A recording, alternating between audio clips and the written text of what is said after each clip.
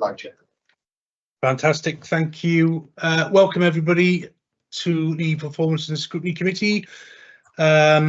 So first on the agenda is apologies for absence. So if I could hand over to you, Neil, just to give the apologies, I'd be grateful. Thank you very much, Chair. Apologies from Councillor Linton, Councillor Bright and Councillor Thomas. Fantastic. And did you have a couple of apologies from heads of service as well? It's Stephen Jarrett and David Walton as well, Chair. Fantastic. Thanks, Neil. Any declarations of interest from members at this stage? Nothing in particular, Chair. No, okay. Apart from working for DWP, the restart program's on the report, but that's not something that I'll be covering, but it's just for the record. Fantastic. Okay. Apologies, but I forgot to give my usual preamble before I started, so I'm going to jump into that now. So this Scrutiny Committee meeting is being conducted on a hybrid basis in accordance with the Local Government Elections Wales Act 2021, which will operate alongside the Council's standing orders. The Council's standing orders and code of conduct apply at all times during this meeting in the same way as ordinary meetings, and members should conduct themselves accordingly. I remind members the meeting is being live streamed to the public. Please can I ask those attending to keep your cameras on but mute your microphones when you are not speaking to ensure there is no unnecessary background noise. Can I also remind members to ensure their chat function is switched on and to use that facility to indicate to me when they wish to speak on a particular item. Please do not speak until I invite you to do so. And remember to unmute your microphone. A recorded version of this meeting will be uploaded for public viewing as soon as possible after the meeting, and Welsh translation of the proceedings can be provided upon request. The images and sound recording may also be used for training purposes within the council.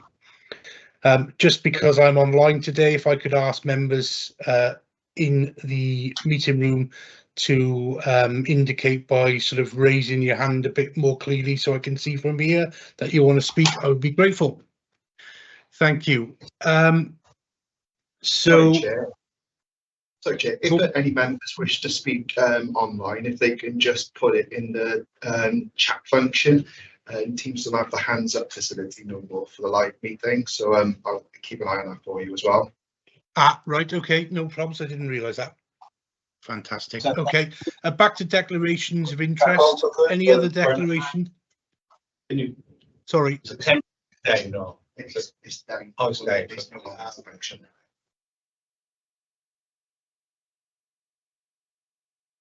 Okay, back to declarations of interest. I'll just declare my usual declaration of interest in relation to housing because I work in housing in the city, but as this isn't a decision-making forum, I don't see there's any reason why I can't continue. Thank you. So over to service area end of year reviews for the financial year 2024-2025. And first up, we have the regeneration teams, regeneration and economic development. We've got the cabinet member here, Saeed Adan. I don't know, Saeed, if you want to say anything or just hand over to the teams. I'm not the cabinet planning, but there is an overlap. Not sure the council plans. Councillor Clark's not here today, Chair, but Councillor Corton's here for the other part, so it covers. I've got 3 cabinet members that cover regeneration and economic development, so it's planning. Right, okay. Apologies, Councillor Corton, I also didn't see you online there. So do any of the cabinet members want to say anything or hand over to the team? Happy to hand over. Thank you very much, cabinet members. Okay, so thank you, Chair. So as you can see from the report, it's been another busy half-year period in regeneration and economic development. Really pleased to see the start of work on the new Leisure and Wellbeing Centre. So you can see there's a lot of groundwork taking place there, and hoping that the steel will start coming out of the ground over the next couple of months. We've also been closing down the Shared Prosperity Funding Programme. So the first funding programme was for 3 years, from 2022 to 2025. And we managed to spend just over £32 million of that funding in Newport on some really great schemes, which we managed to deliver in partnership with some community groups and external organisations.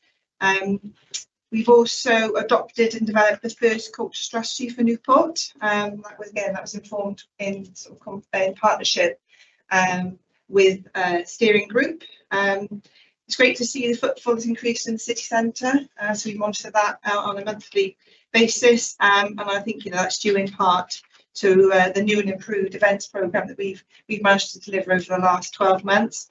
So you would have been aware of the Winter Wonderland that was held at Christmas, and also we held our first music trail in March, as well as our first Festival of Words in March. So I think those events are really making a difference to the footfall in the city centre, which is really pleasing to see. We've also been progressing with the investment zone and delivering that in partnership with the Cardiff Capital Region. So as you're all aware, South East Wales investment zone focuses on Newport and Cardiff, and in particular the compound zoning conductor cluster is the priority sector. So we've been working through the gateways with the Cardiff Capital Region as sort of the holder of the pen for that initiative. So we've just gone through gateway 2. There's 5 gateways altogether, so we're really hopeful that we can get that up and running over the next couple of months. Naturally, there has been some challenges in the service area. At the end of March, last day of March, we had a new technical advice note on flooding that was introduced. So obviously, with any new planning policy, we have to reevaluate our position in terms of current applications and also the local development plan. So it's really important that we have to look at how that new policy affects our intentions for the local development plan going forward. We've also had over the year challenges with recruiting, particularly in the planning policy and planning teams, but I'm really pleased to say that that's been resolved. And as of today, we are fully staffed, and long may that continue, but it's not going to last that long. We've got a couple of people moving on over the next couple of months. And we've also been very busy delivering new contracts for the working skills and implementing a new shared prosperity funding programme. So I suppose that's just my really quick summary of the position over the year, Chair, in the last 6 months. So I'm happy to take any questions. Yeah, thanks, Tracy. Much appreciated. Councillor Horton. Yes, sorry, thanks, Chair. Tracy, you mentioned a few events, but I didn't hear any mention of any sporting events that we could be supporting or helping move forward. So we have the annual marathon event, which we obviously support in the delivery of that. We also, through the Shared Prosperity Fund, supported the St David's half marathon event as well. So we work in partnership with Newport Live with their events, and there's certainly new events that are coming up in terms of sporting events. But those are just I'm just wondering about some of the elite sport that we have in the city. What sort of actions or activities are we looking to support some of those things?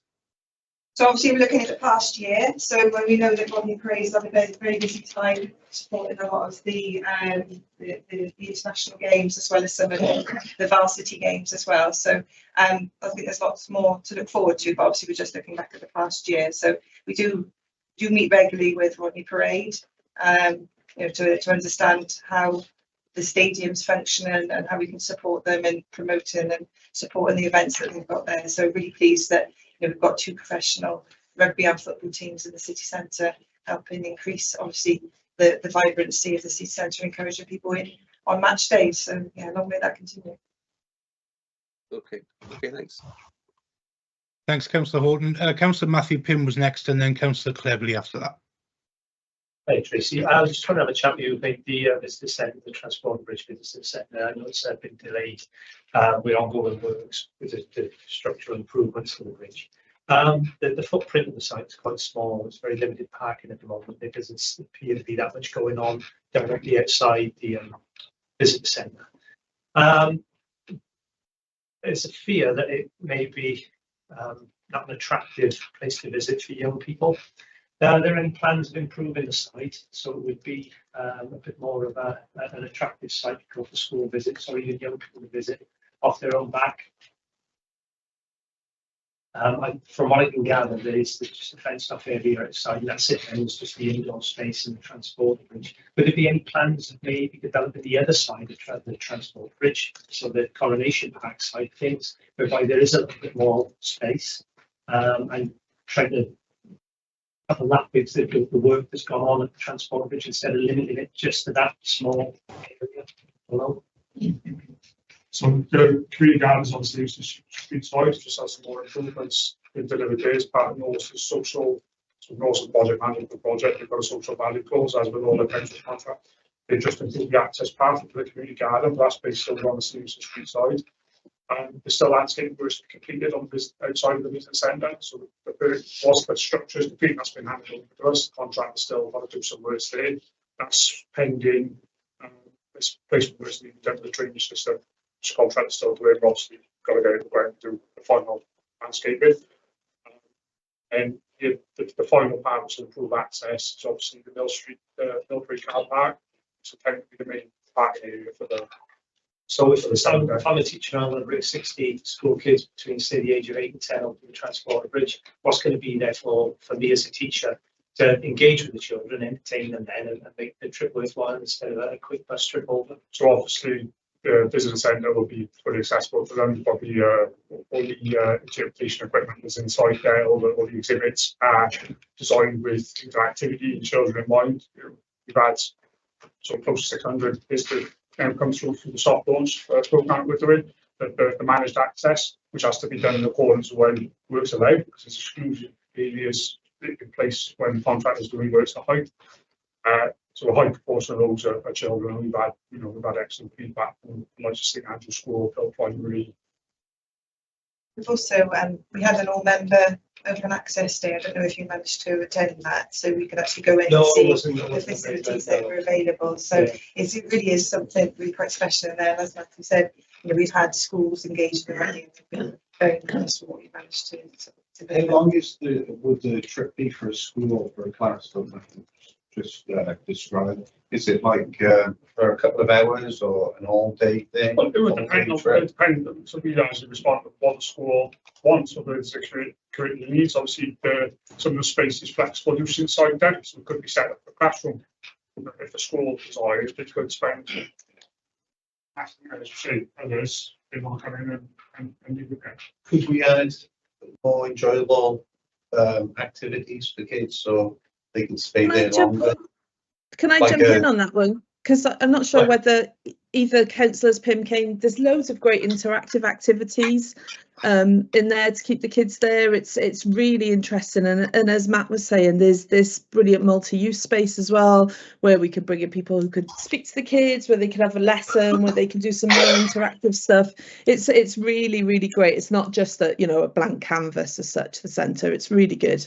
Sorry, carry on. No, that's okay, Emma. Thanks. I mean, I would agree with that. And if councillors weren't able to attend the open day where you would have been shown around, I think it might be useful to engage with Matt and the team afterwards, and they can tell you a bit more about it. The questions here about scrutiny of the performance and delivering the centre itself on time and in budget and all the rest of it, as opposed to the sort of operational issues of how it will run and what's on offer there. I was fortunate to go along to the visit with Emma and some of the other councillors, and I thought I was blown away by the amount of stuff that was there and available for members of the public and for children. So I'm sure that if you engage with Matt and the team afterwards, they'll be able to run you through and perhaps arrange a separate visit for you to go and see the centre manager over there as well, who was really passionate about sort of how they deliver that stuff for the transporter bridge and the wider community.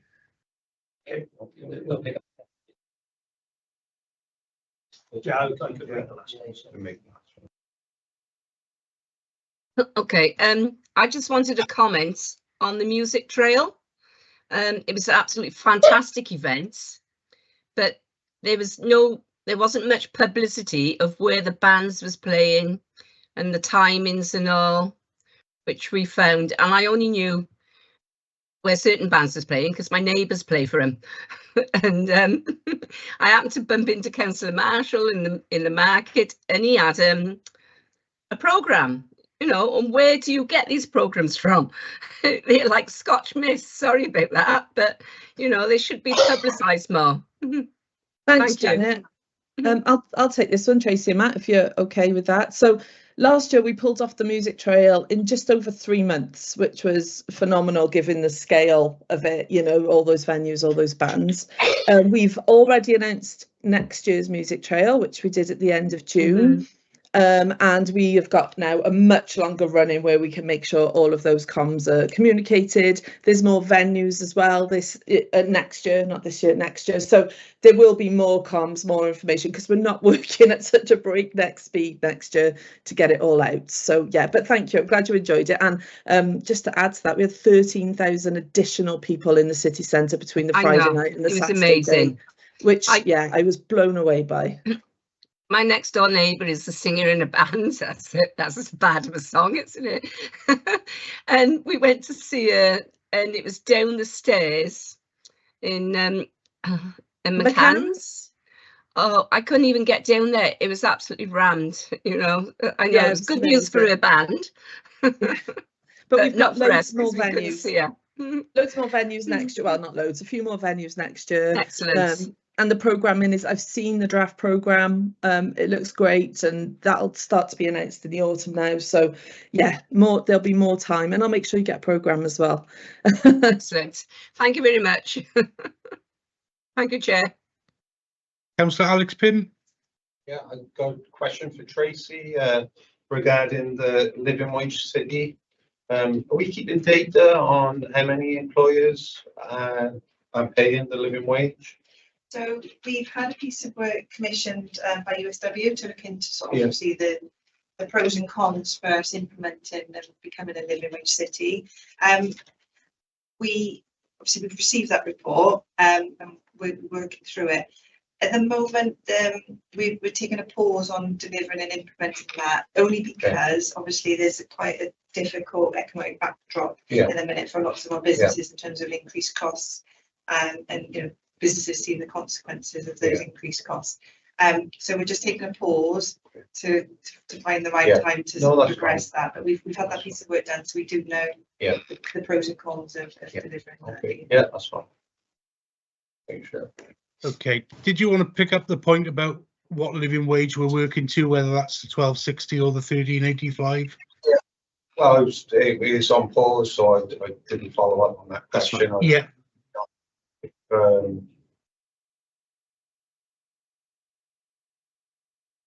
You don't know the answer. There seems to be a real working living wage, and yeah. So there's one that's actually the statutory minimum wage.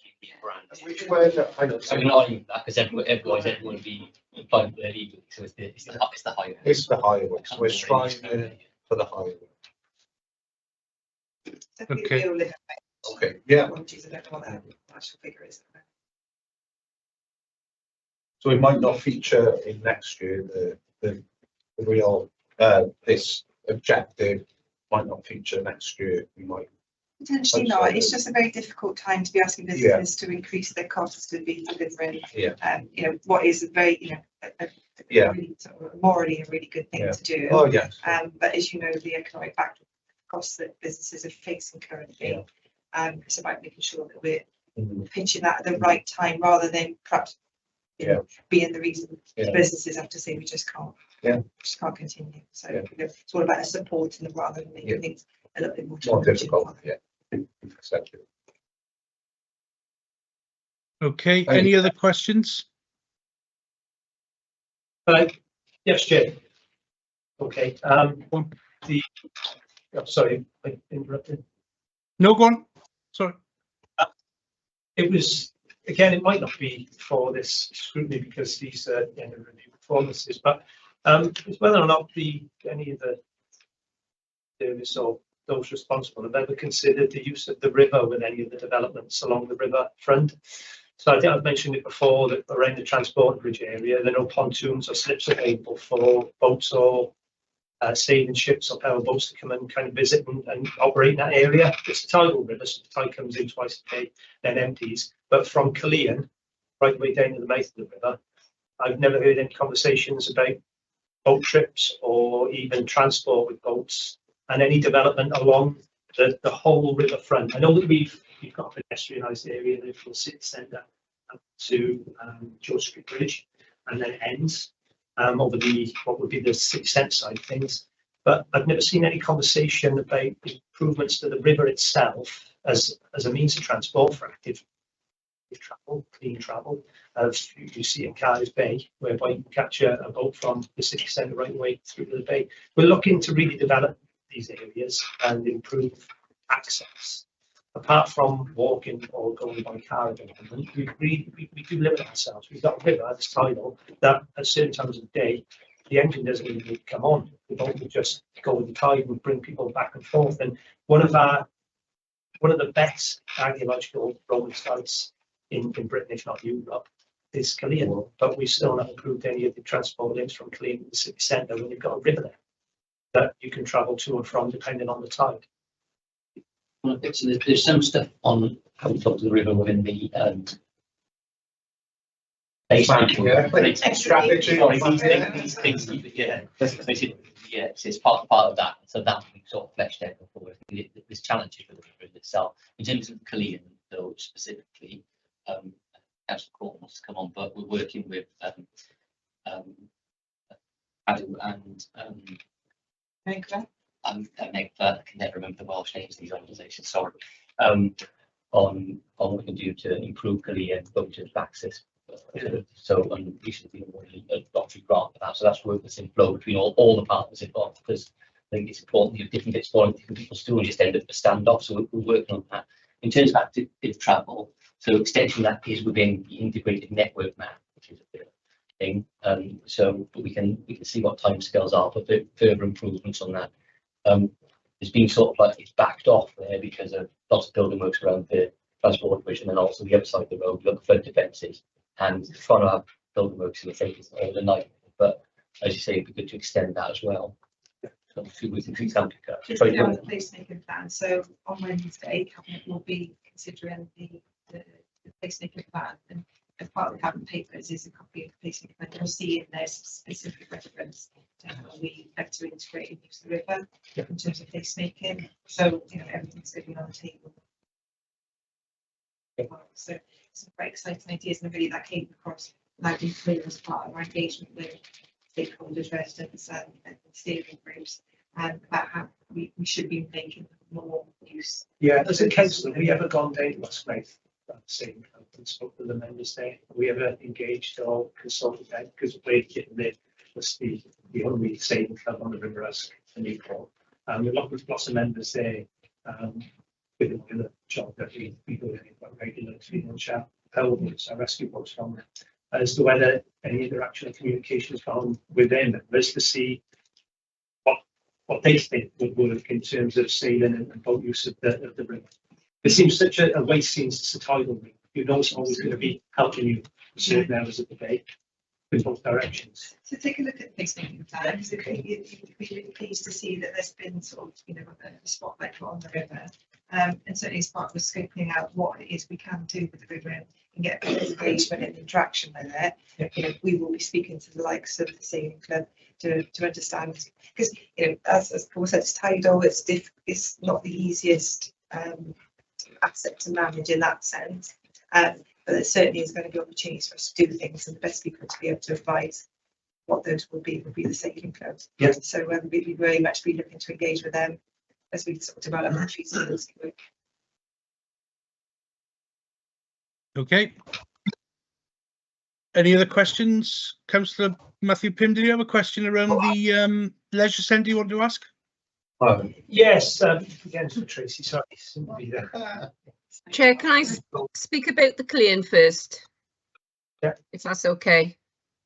Yeah, of course you can. Yeah, on the same point. Yeah, go on, Jan. Yeah, go first. Yeah. Matthew, I can remember in the 90s there was a raft race from Killeen down to Newport Castle, and they got off just as they come under the bridge on those steps. But that was in the 90s. That was quite some time ago, and I can only remember that because my husband took part in it for the civil service team, so that might be something to work on. Let's see if we can find the rafts. Yeah. Thank you, Chair. Thanks, Jan. Did you want to pick back up on the leisure centre point, Matthew? Yeah, we've started the work, which is great to see, and hopefully it'll be built this year to stay on task.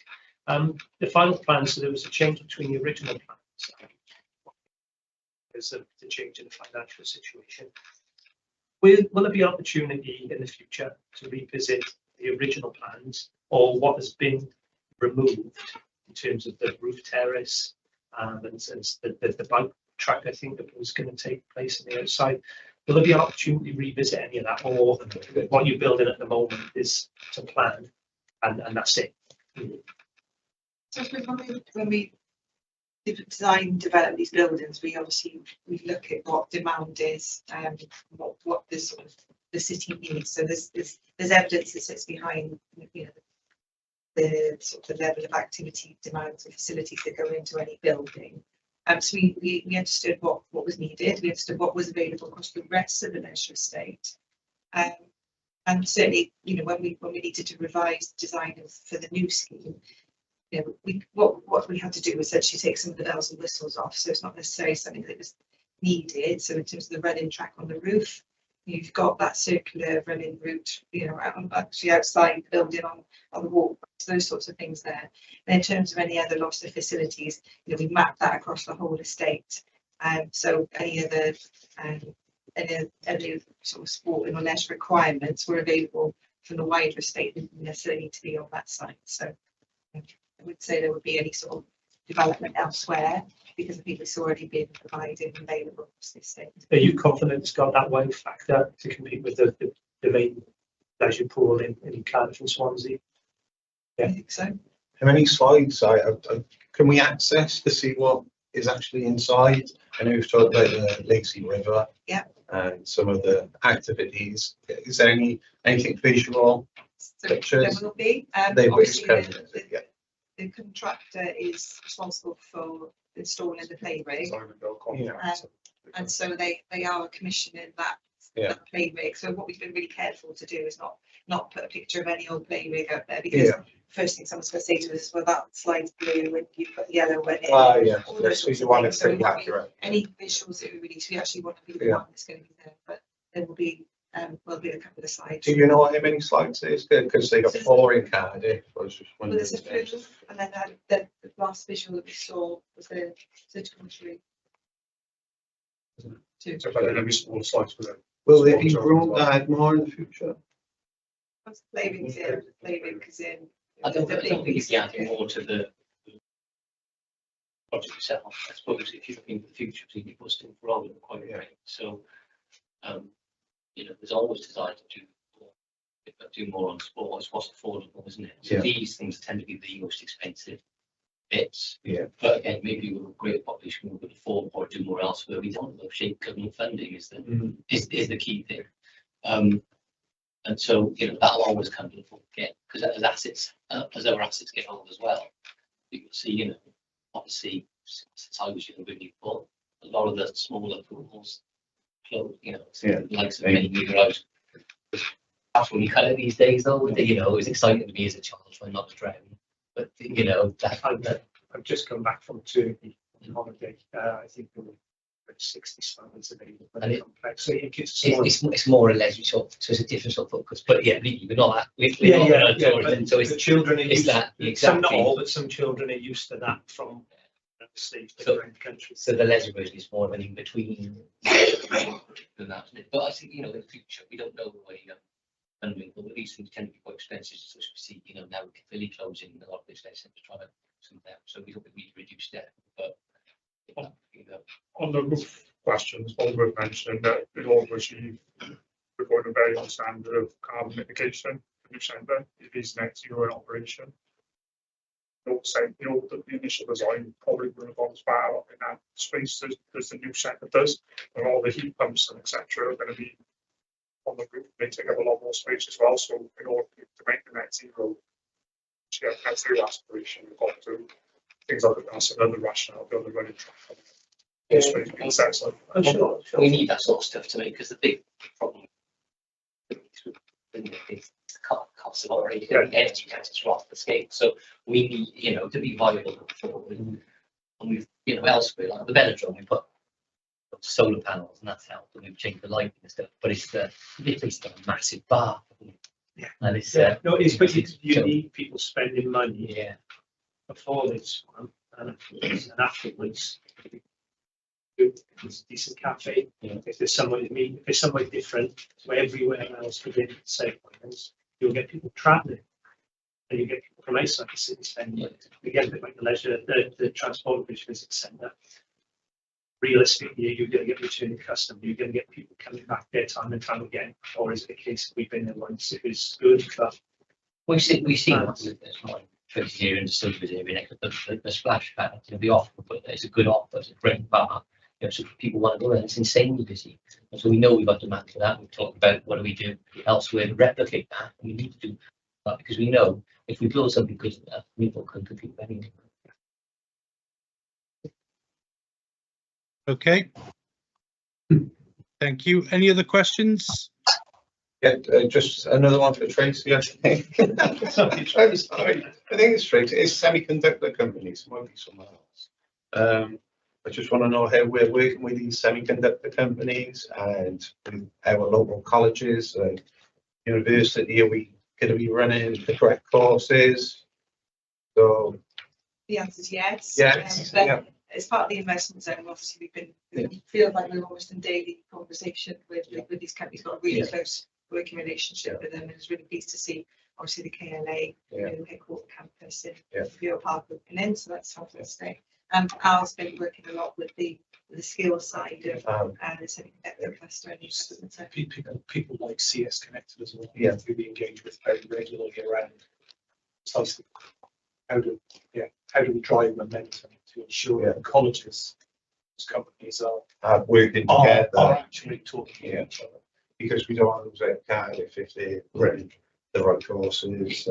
And how do we draw in? How do we get people like KLA and BJ to act as to draw people from the rest of the region? A lot of this, you know, that is the challenge, is highly skilled jobs, and well-paid jobs. Trust we want well-paid jobs for youngsters to aspire to go into. So it is Tracy's team working regularly with a lot of the big companies that are coming in. I know the leader of Councillor Clark as well. Have regular meetings with these, just some of it's to see, what do you need us to do to help support you, but also the thing that comes out common is that talent framework, isn't it? Is we want to recruit any local people, otherwise all we've got is large bits of Marshfield now being big job plan, so we want local jobs. That's the key thing for us. I think it's really fortunate that we do a lot. We have our work and skills team down at the info station, by the railway station. Because they can mobilise really quickly. I mean, when KLA opened their facility and said, "Oh, we're looking for a range of people, across various different skill levels," we were able to deploy them and put them in there. And within, what was it? It was about 5 weeks, and they were then operating down in the info station, CV coaching for the KLA jobs, and then they offered space so KLA could do recruitment in there as well. And KLA really welcomed that, because we de-risked it for them. We only put people in front of them who were correct for the jobs. So we're really fortunate to have work and skills as part of the council. Okay. Any other questions from anybody, or can I ask a question? Could I just ask, probably for Andrew, I guess, just to talk us through the performance measure around affordable housing units completed?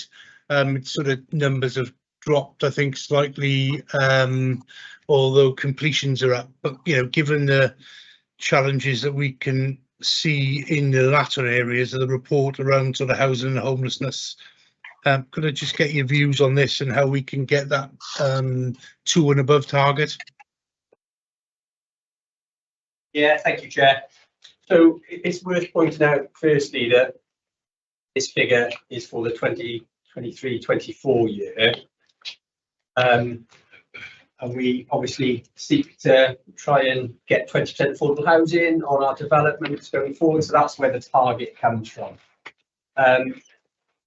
we are below in terms of percentage, but as you've alluded to, the actual figure is actually up this year from last year, which is really positive.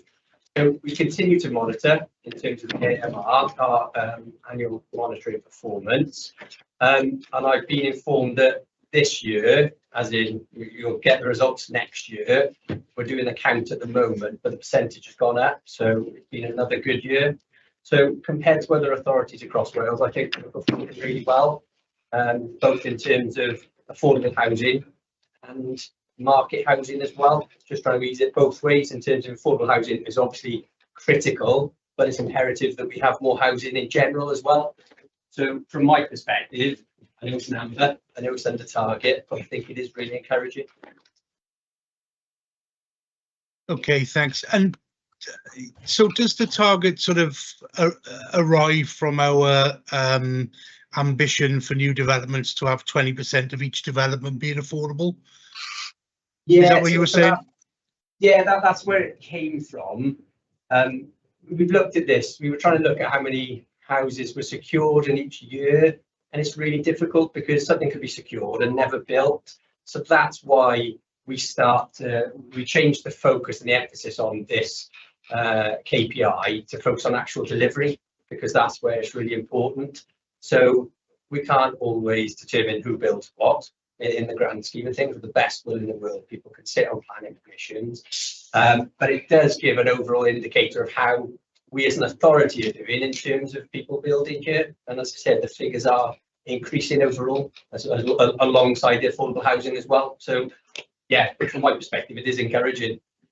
Just to add to that, Chair, I mean, it's not 20% across all developments. There's different percentages in different areas depending on, you know, the viability of the build and all those sorts of things. So, but 20% in terms of the KPI is what we set on in terms of being a good indicator the amount of affordable housing that we're delivering in general. But that isn't the minimum across all developments.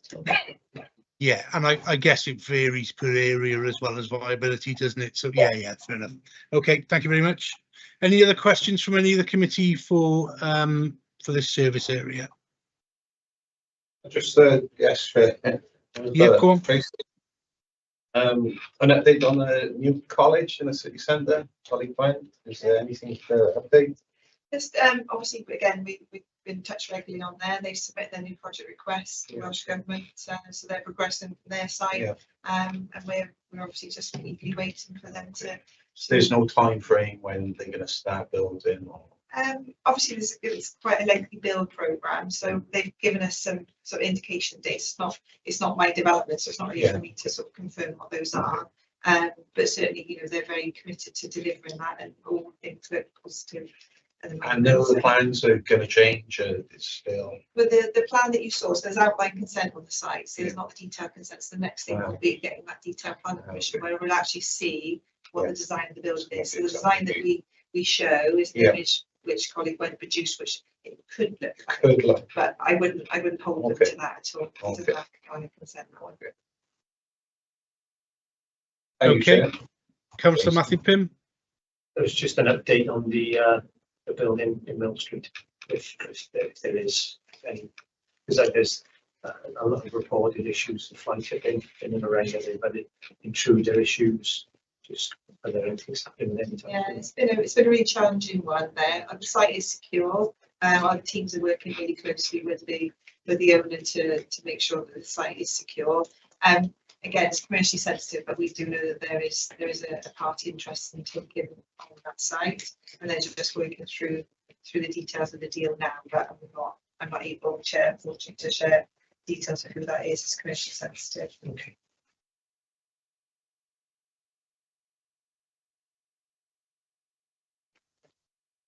Okay. Yeah, I'm happy with the response. Is that okay? Yeah, all good. Yeah. Any other questions then for this service area? Okay. Thank you everybody for your time. Much appreciated, and thanks for your patience with me being online. It's very much appreciated. But yeah, only to Well, thanks. comments recommendations. The only recommendation got so far is just to pick up a separate visit date for members to visit the Transport Bridge Visitor Centre. But apart from that, was there any comments or recommendations the committee would like to make in relation to this report? No, I think that was it. Yeah, Wasn't it? Yeah, so, Chair, if that's okay. Whether or not the council representatives can touch base with the sailing club.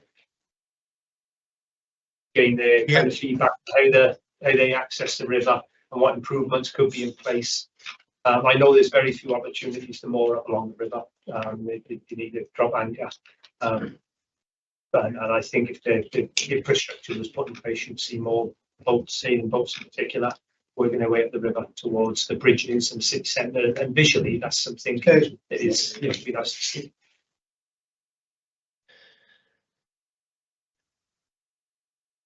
I'm just trying to think of the word in the recommendation, really.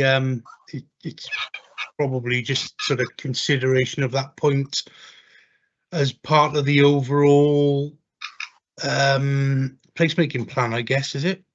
But I don't know if it's a separate recommendation or not. I think you're just asking us to engage with them, really, aren't you? Yeah. And so, you know, we can ensure an officer picks up that conversation so they're involved in the future. Yeah, yeah, fine. Yeah, let's just keep it simple then, that's fine. Any other recommendations? Nope. Super duper. Thank you everyone for the second time. Sorry, forgot the recommendations. Thanks all.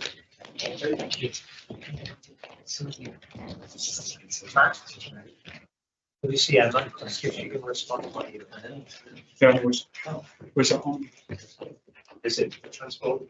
Yes, yeah, all sorts of got work to do some details outside, but a lot of the contract programs will be suggested. See about. Yeah. Bye.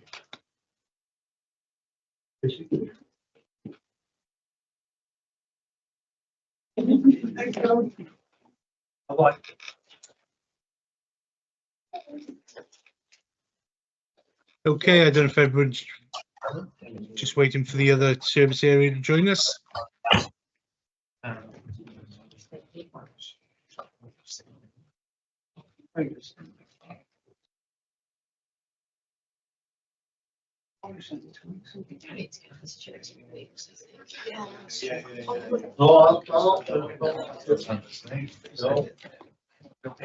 No, that's too much better.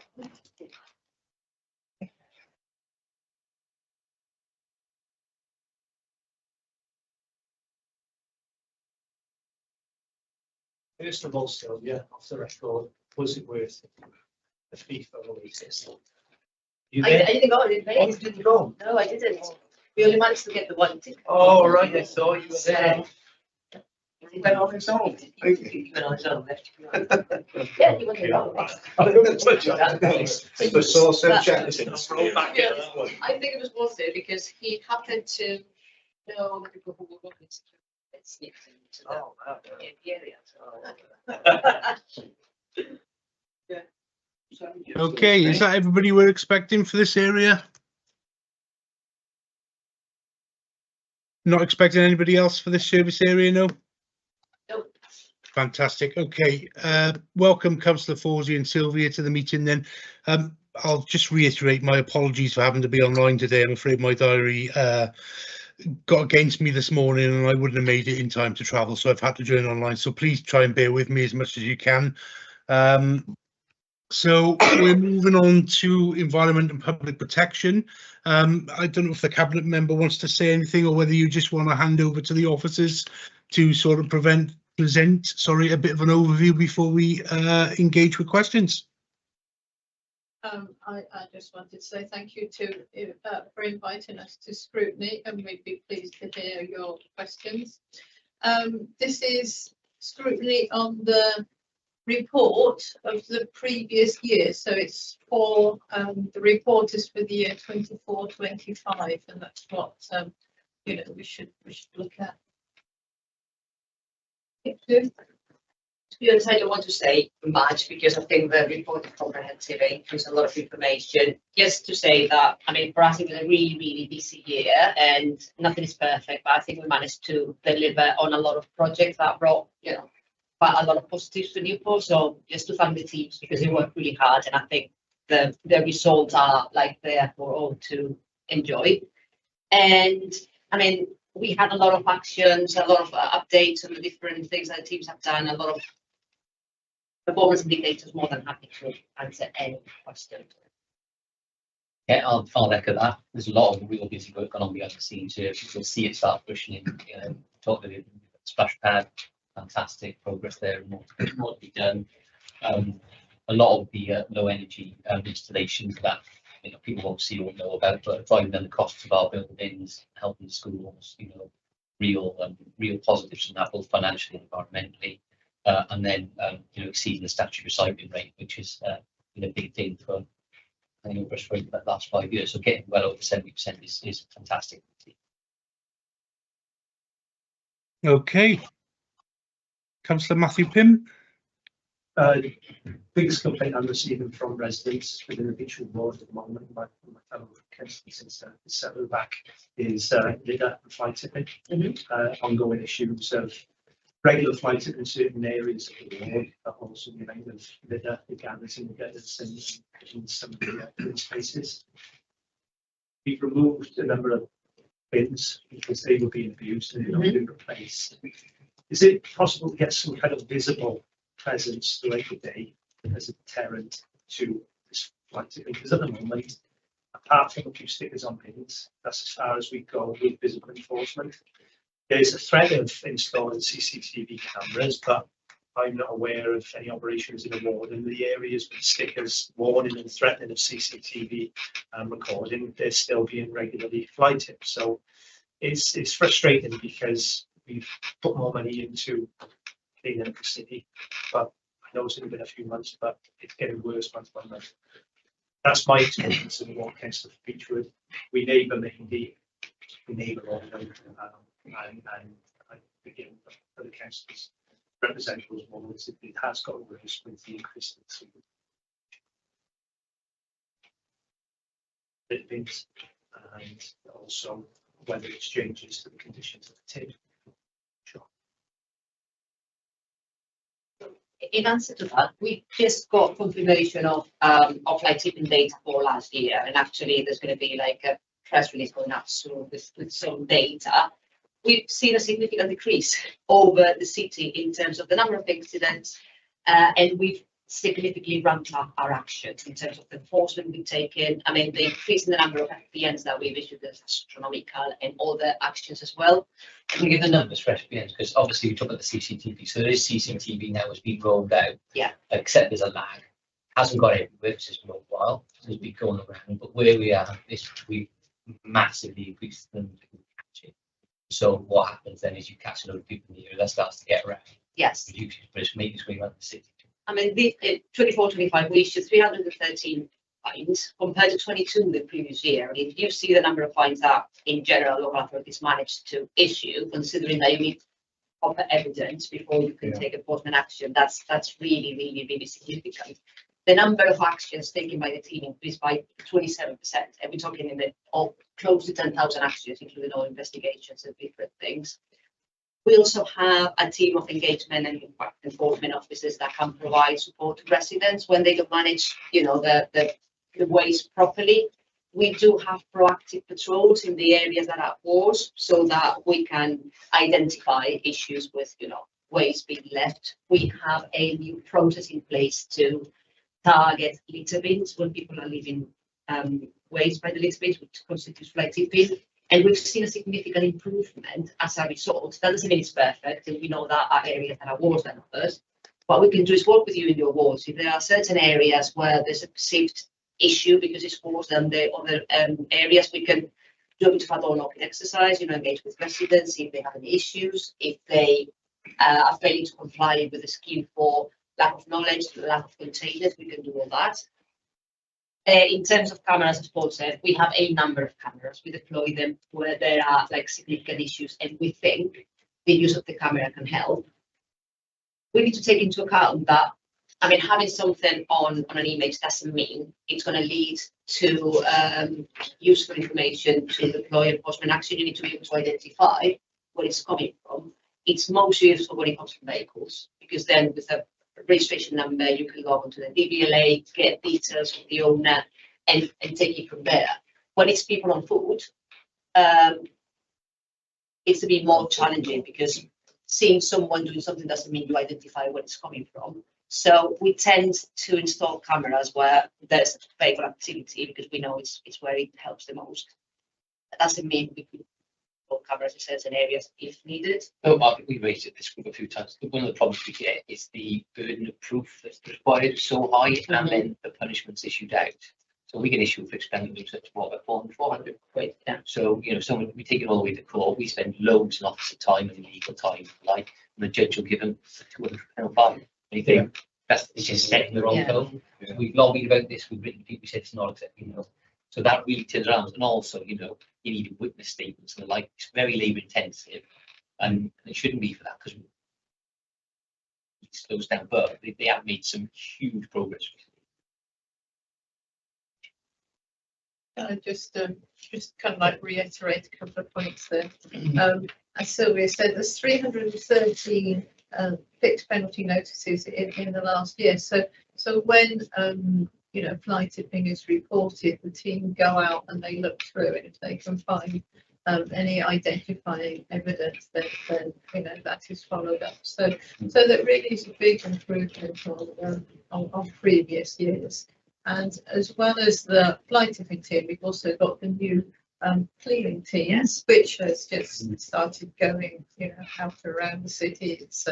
It's had 2 weeks in Phoenix on its next phase at the moment, so that will be working its way around the city, you know, doing cleanups, and they will engage with the ward councillors to see what your concerns are before you before they work in that particular area.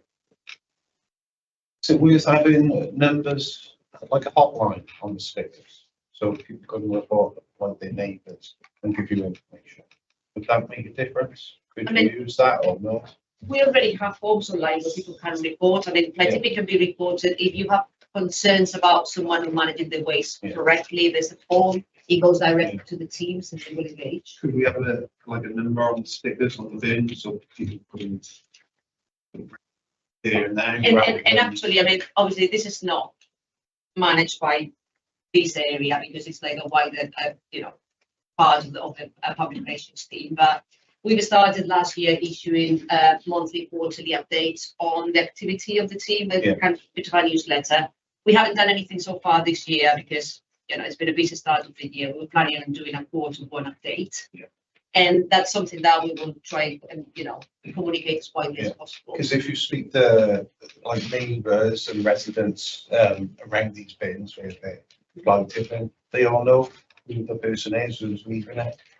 That is quite helpful for signposting. The challenge we get is the evidential. Yes. So, you know, someone will see someone, you know, and that's not you're not going to want to, don't fancy get, I'll tell someone who it is, but then, so, but, you know, we're making progress despite that, but it's not as easy as. The problem with, and you're right, that may be a person who's like tipping or abusing a bin, and all the neighbours will know who that person is. Different thing is being willing to sign a statement and being told, if we take enforcement action, worst case scenario, if it ends up in court, you maybe call the witness. People really get cold feet, understandably, because they don't want conflict. So, you know, we don't have it as easy sometimes, despite there being like general knowledge of who may be causing problems in an area. We are happy to, however, as I said, go and visit. And if there's some information that points at, you know, certain streets, certain houses, more than happy to, you know, knock on the door and have a chat with people. Sometimes that in itself helps.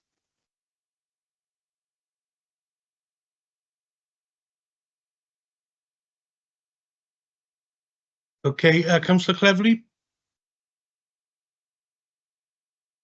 Thank you, Chair. I just needed to raise something on this fly tipping issue I've had this weekend. Somebody reported it to me. They've been setting black bags on fire of their rubbish at the park in Humber Close in Bettis, which is recently had a makeover on the park. And apparently there's bottles, broken bottles, tins, burnt ones, all over going down the path now onto the old Betty's Lane. And when I got a reply this morning, it said it would be cleared in 28 working days.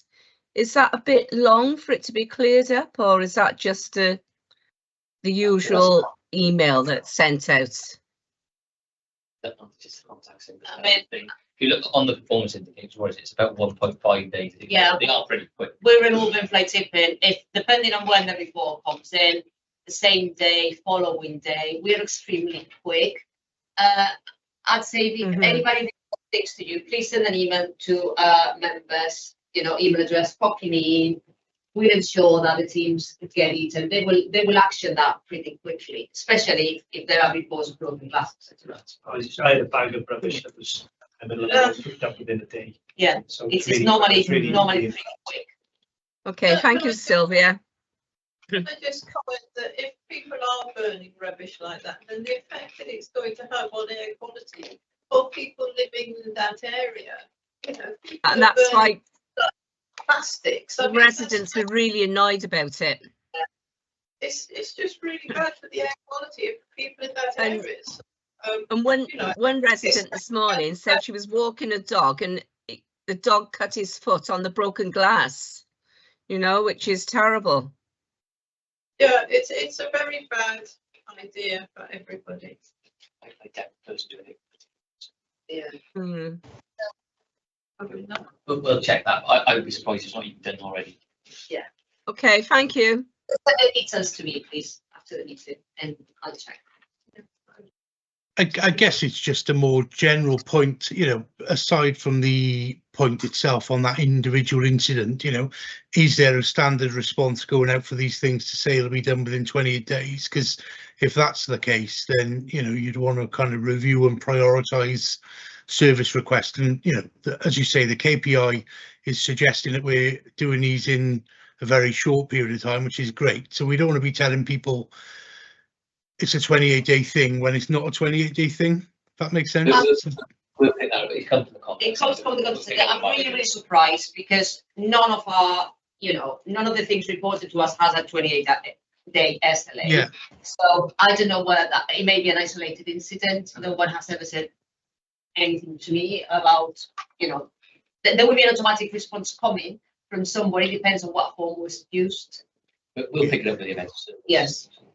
Fab, lovely job. Okay, Councillor Mogford had your hand up, I think. Yeah. Okay. On the matter of process, I'll give you an anecdote. Thursday before last, I went down to the recycling centre, and I live about as far away from the recycling centre as is possible.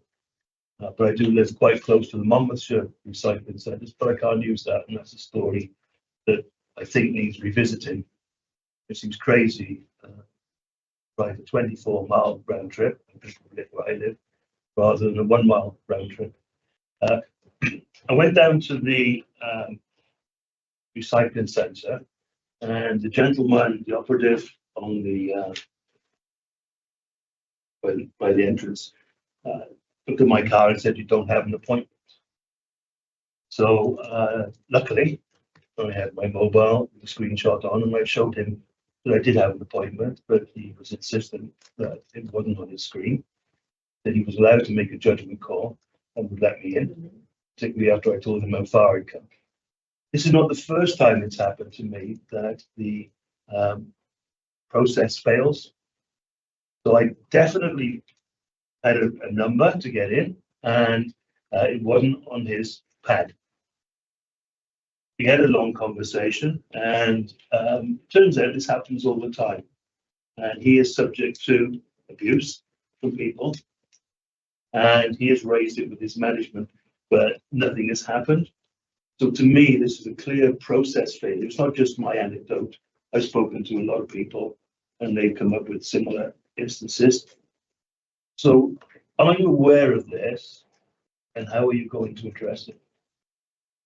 In general, we don't, I mean, we have a huge number of bookings. We deal with them. We don't get a lot of complaints like you have mentioned now that there's been an issue with the system and it's not displaying on the tablets. I don't think that's a common occurrence to the point that it's triggered a complaint that came to my level.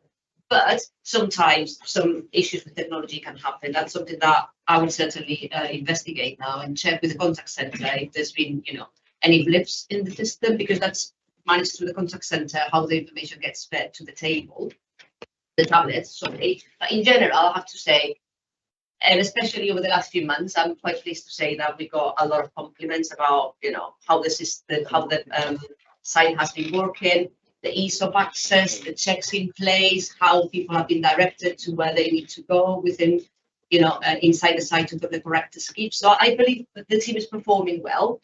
I'm really sorry about the issues you experienced. It shouldn't happen, you know. We shouldn't have to have a problem where people are stopped if they have a valid booking. Although we always say people, please bring proof of the booking with you, because if there's any issue, the tablets go down. You never know. With IT, things can happen. As long as you can show you have an appointment, they should allow you in without problems. Yeah, I think we need I think you need to review the whole. well, it's not us to, it's done Yeah. the IT system. We need to pick that up with the MCS team. Yes. And find out if there are instances of that. Yes. I've had one that come to me a few months ago, and it was somebody mistyped their registration, so that was the one. That's fair enough. But the problem, I think, Sylvia, is you're here, the guy's there, he's making his complaints, and it's getting bounced back and nothing's happening. Well, I'll So, find out. I think difficult to get stats on this, I'm sure, you know. But it did. I see it as a big problem for the guys working for the council at that level, having to put up with people who are frustrated when they have booked. I know there's a lot of chances, people who go in, but I think the process needs looking at. I think the whole booking process is a little bit more complicated than it need be. To be honest, I mean, I'm sure you've used it recently, but there's been a recent review by the customer service team to the booking process, and they have streamlined it a bit more. It's easier now. You have to go through less screens when you book. We're trying to make it as quick and easy as possible for people, especially, you know, people to be on the phones, etc. You don't want to go through 20 screens. And I think we're at the point where it's as easy as we can make it. And in general, I think people who use the site frequently have no problems, but as I said, it doesn't mean that problems don't happen. We do have meetings with the operative, you know, the managers of the site have regular meetings, they review things, they have the opportunity to escalate. And as I said, instruction has always been, you know, if someone has a valid booking and they can show it to you, that shouldn't be a problem for them how to manage, because obviously they are allowed to go in. They are. And on the other side of the coin, once you get in, it's a really good facility. I've just highlighted, you know, this issue because I think it needs to be highlighted because it affects the people working for you. But we'll pick that up with the MCS team. It'd be helpful, not, but if you could send us the dates, then they. Yeah, you can send the I specific can send you the details. Yeah, that'd be details. really Then we can go and check. It did happen to me a year ago as well. You've got the more recent one now. I've got the more recent one. But otherwise, someone's going to be in a laptop for a while, aren't they? And just come back, if I may, Chair, on the previous question about litter and fly tipping fines. It would be very useful if you promoted your result. I'm often saying to the police, you know, where the police are on about the bikes they confiscate, the public are not reassured that enough is being done on fly tipping. But when we listen to the results you're getting, I think we need to be able to feed that back. And it is frustrating, the level of the fines and how big a deterrent is it for these professional fly tippers, I don't know. But if you could at least advise us how you do feed information back and how we as ward councillors can actually promote the results as well, I think that would do the council a good service. Thank you. Yeah, I agree. Yeah, I would echo that, Councillor Mogford. Sylvia, you and I met with Councillor Sterry, fairly recently. And we said the same thing, didn't we? Because you gave us a load of stats around performance, which, I think my comment was, we got a comms problem because the data from your team was excellent. We're just not telling anybody how well the job we're doing. We're all guilty of that at times, but I would echo that comment from you, Councillor Mogford, to kind of be clear about how well we're doing when we're doing things well. So it just changes that narrative from all the negative sort of comments that you see on social media, hopefully. So sorry, just my 2 pence on that. Councillor Matthew Pym. Yeah, I want to raise a point with the tipping booking system. The system's always worked well for me until a recent trip where I was doing some work at again, you pay in advance as to what stuff you're going to get more often than not, because you're waiting for 2 days before you get to the appointment. Very rarely can you get it the following day. You book in advance, and there's no flexibility in the system to be able to edit what you've booked. So I think I booked in 6 bags of rubble that I paid for to get rid of. And ended up with a file 58 because some bubble bags I couldn't take. I didn't invest in very good bubble bags. So is that the wider lesson? The wider lesson, buy cheap, your stuff. So I had to book another tip appointment. Yeah. So is there any way of improving the online system that once you can go back and edit and change it? Because the issue is I'm more than happy to pay. It's very reasonable at the moment. Paying the bank, whatever it is, and going back in and improving that side of it. And then the other issue when you're at the tip, which is it didn't affect me, but I did see a few people and other stuff that were struggling to live, and quite a few of the skips are at here head height, not head height, sorry, head height for some people, but chest height. You have to lift over. Yes. It was quite old furniture. Some of the staff were helpful. Some of the staff said we're not allowed to help unless you request it somehow. There's a bit of confusion. It just was nice to see some people handling stuff over. Manual handling is not the best. That's something we can certainly address. Yeah, we struggle with the height due to the location of that site, and obviously then many years ago we decided to do a massive dual carriageway so they couldn't go anywhere. So we've looked at, can we get it higher? You can't get it higher without turning. And it's a really constrained site. And problems they do the best with it. Someone who's happy to appreciate that. An extra tall person. There is we strongly have an extra. There are cameras on that site, so we do sporadically watching. Yeah. I think the flexibility is a really good idea. That's something that we don't manage because again, it goes back to the MCST. But when we're picking up why they keep victimising Council Mogford, we'll pick up the flexibility issue as well. Because, that's a good point. 68 bags. That's a good point. And, yeah, that I'm sure that's something they can do.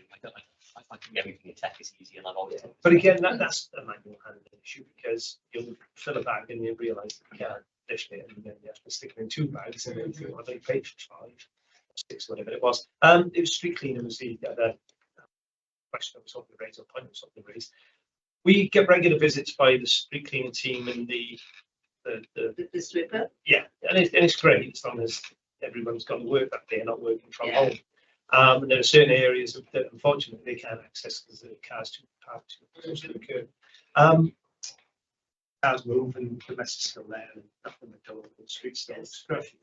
Is there any way of getting, I don't know, like some kind of, you get the Royal Mail where they deliver some street kind of, I don't know, trolley that you can get out, like a hoover, just a giant hoover, the second between those small gaps between the pavement and the cars that the bigger vehicle can. Because more often than not, there's not a lot of stuff that needs to be done. It's, do you know, need some industrial hoover to get in there. There's a lot. They've got the max spec thing, but that still doesn't really work very well. It is a problem because, Also, with people working from home, exactly. Well, meetings, you look at pictures from just 40 years ago of streets now, and you think, well, that's a completely different job. Your Sun Street to street will go up. I mean, go and see that. So it is a challenge for us.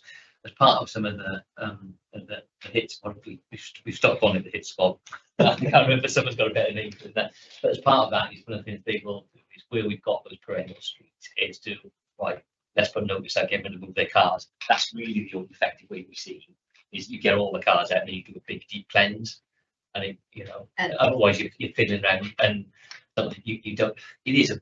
I mean, sometimes the gap is big enough to brushing, but the fear is that you're going to damage the car. Yeah, and you need to be really careful about, damage to property. And I think the best approach is to get people to put their cars. And I think as long as it's done reasonably and we give a date and a time frame, especially if people are working from home and they're there, it's not such an impossible task to ask them to, and then it is clear, and then we can do a really good job. Yeah, clean. You see weeds as well. So you go some places whereby we can't get the weeds. We go down streets where there's just one car, it's all parked in the same place. There's no weeds, and then there's weeds. And so it is a problem. We're working on new kit, new ideas as well. A new street cleansing management place. We're doing this. I don't know what we call it there. Renew. So we're pushing this out. I don't know when it comes to your ward council, but you'll get a notion about it. So there's lots of ideas, new ideas going on. But yeah, there's just new challenges all the time. It's not the same as streets 4 years ago. One last point very quickly, Chair. This has been time and time again, but I've not seen any improvement. Is the roads where I live the worst? They look their most scruffiest after recycling. So after recycling. Oh yeah. So whether that's because a lot of stuff is spilled out, it's not picked up in the morning. I know that this conversation probably for the Waste Savers Scrutiny Committee, but whether or not any improvements are on the horizon of litter picking either on the same day as the Waste Saver collections, or if there's any way of improving the waste saving collection products that keep the recycled products in a more efficient way. There is always challenge with that. We have worked on some routes that we need to do more. We want to get them all alive. That is a piece of work that we're doing now to get them alive. Because no matter what we do, we'll never avoid some of the stuff. I was actually stuck behind one of our garden waste collections going up a hill the other day, and it was a bit windy, and I had quite a lot of grass on my windscreen. Now, all the wind in the world, there's no way he's keeping that in there. No. So we've got to, there's more to be done on it, but we are doing that. I mean, we're doing a rerouting of the cleansing rules. The problem is sometimes frequency, because obviously recycling is always collected weekly. Some areas may not have that weekly litter pick if it's an area that traditionally don't have that problem. So sometimes there are gaps. When possible, we try to get the cleansing teams the day after collection, because we recognise that there may be some issues with drop litter. If a crew drops litter when they're collecting, they should pick it up. And when we know that's happened, they've gone back and they clean it. I think the main issue sometimes is that a lot of people tend to leave the things overnight because it's more convenient, and sometimes, especially if it's windy and it's not secure properly, it's easily blown away. Yeah, no, but that when it comes to the bag side, maybe more Velcro. So they stayed in place when you fill my break bin. It's all the time until you stamping everything in. But the Velcro doesn't stick. No, the problem with that is I got to find the time to get to the library to go and get a new bag. I'm doing my brain bin's full of magnets. As a football at some point in thrown in, and the top is buckled. Whether it might be the heat, I don't know, but it doesn't sit flush even when the closing mechanism is on there. The flies have got in there, and the whole food waste was maggots. It stinks, and it's really off-putting, and it's not a very good advert for recycling. And again, any improvements that we can make. We can also deliver you a replacement product in a week. So. Yes. I would also say, if you notice that the Waste Savers team have dropped something, please let them know either through the form or through the by email.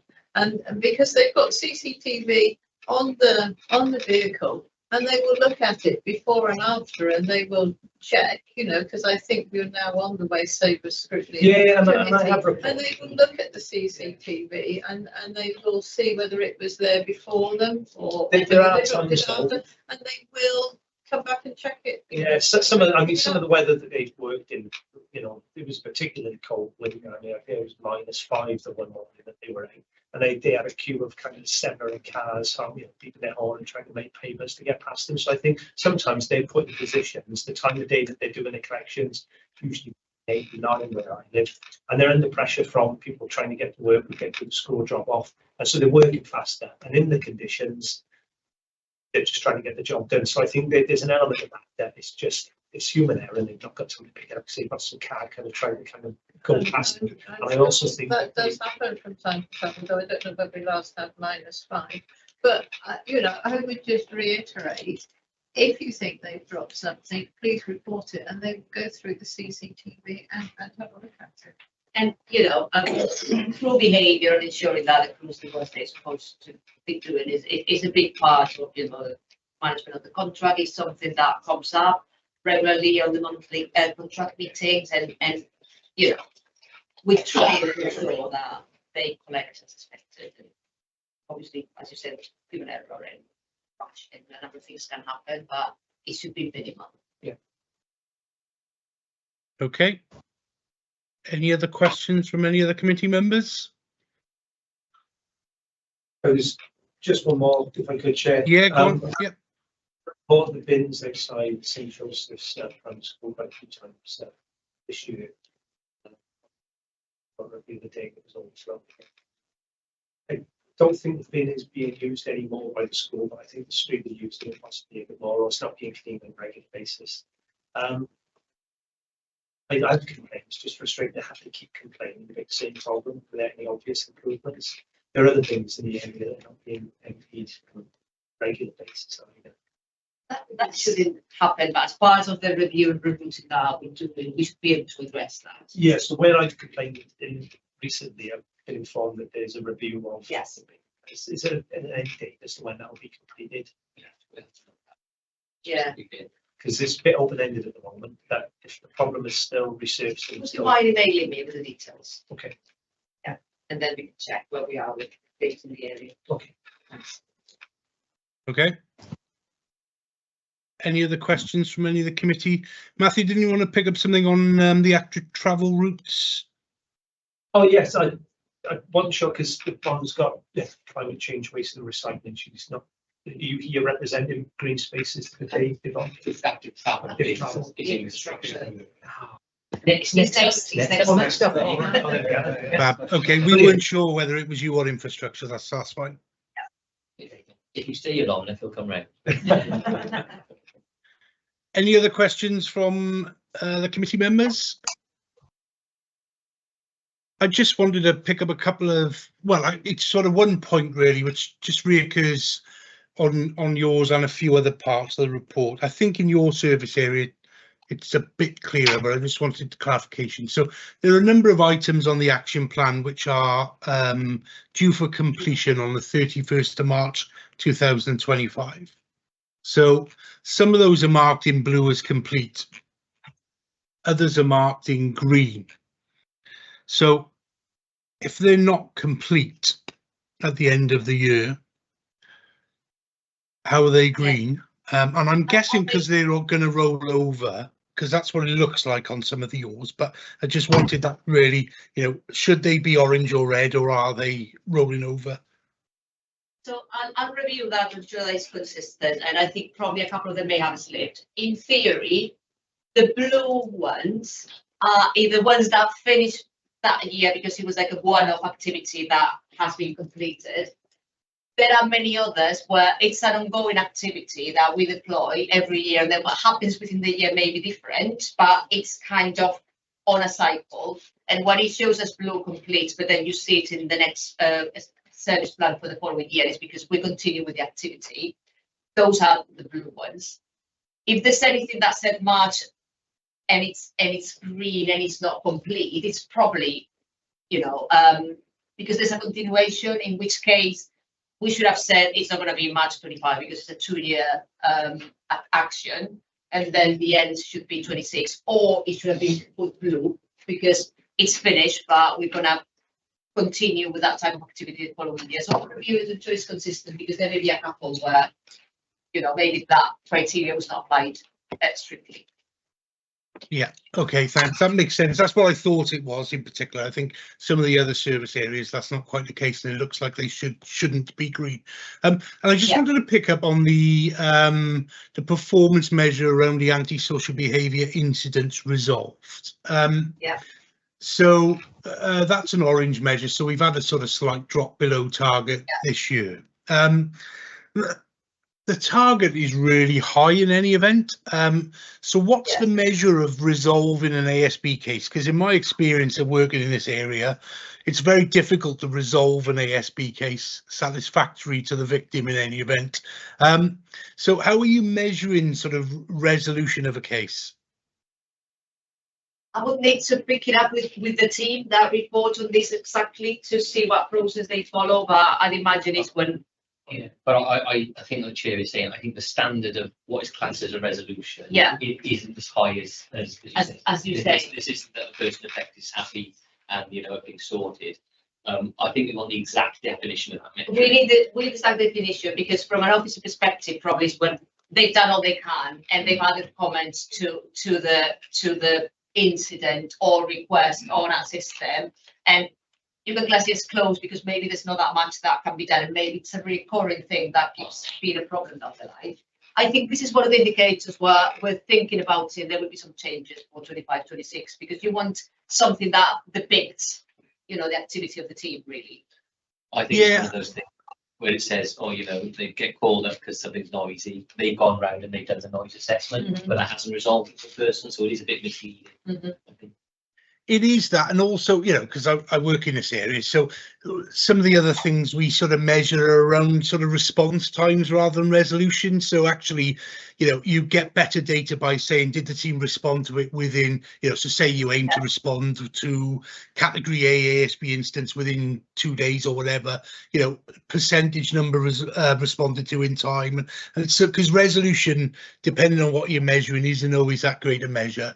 And my I think it would be worth sort of thinking about the measures around those cases. But my second point on that was obviously these the data has dropped, so we've always been sort of above target up until this last year. We've made some changes to this team and the way that they work and operate over the last 12 months. So you might have expected changes in the team to improve things, not see the opposite effect. So I just wondered if you had any comment on that, or perhaps the committee could get a follow-up.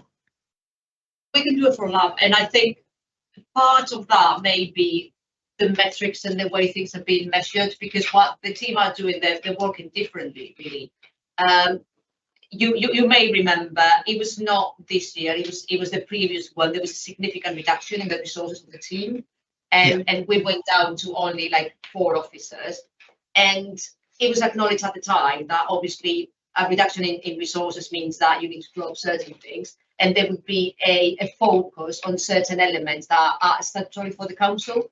And we wanted to increase partnership work with the police and kind of align ourselves in a different way, so that the very little resources that we kept were used as effectively as possible. That may mean that there are a number of reports that come to us that are placed on, look, this probably needs to be raised with police directly. There are things that done in a different way. So we have made changes, and I think we're working more effectively than before, considering how small the team is and the resources and the things we need to deal with.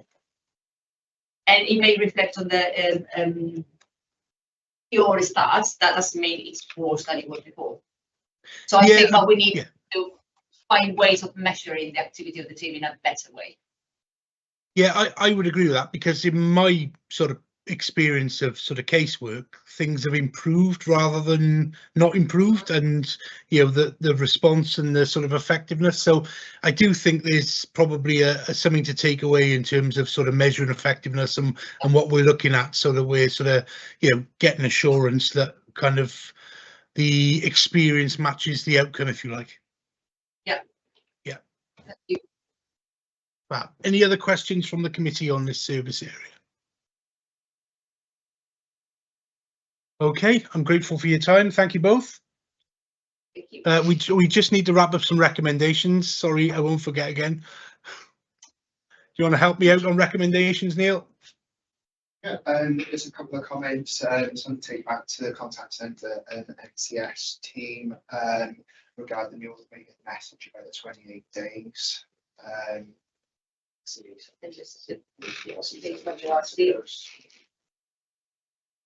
Thanks a lot for querying about the technical issues.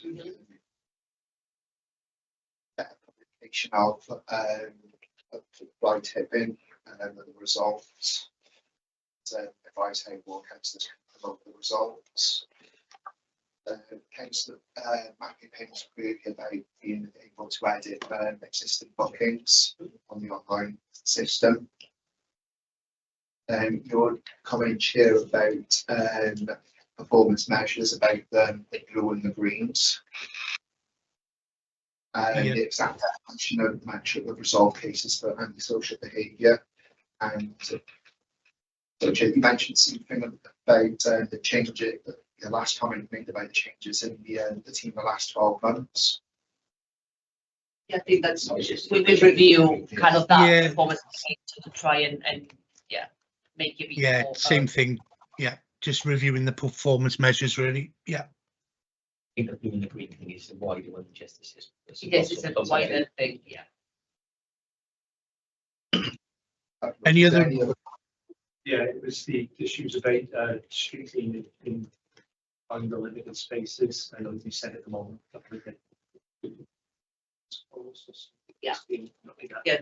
How you can improve the street cleaning.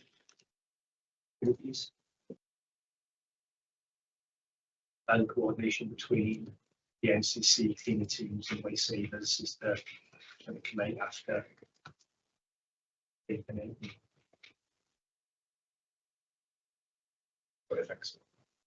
Okay, any other recommendations from the committee? Okay, thank you both. Grateful for your time and your patience with me being online today. Thank you very much.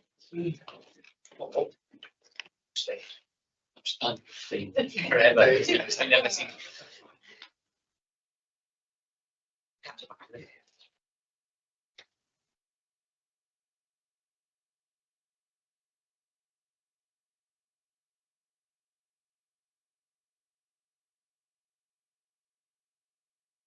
I'm happy if everybody wants to take a sort of 2-minute comfort break. That's no problem. Anybody wants to grab a drink or anything?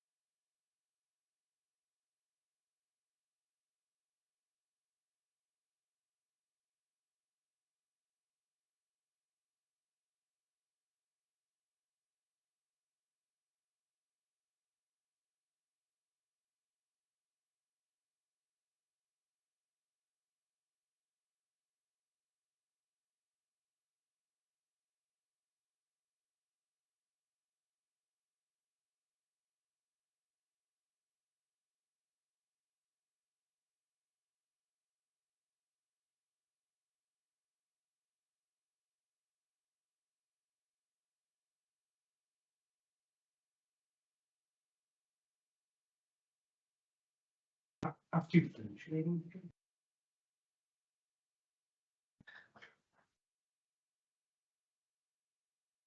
What now?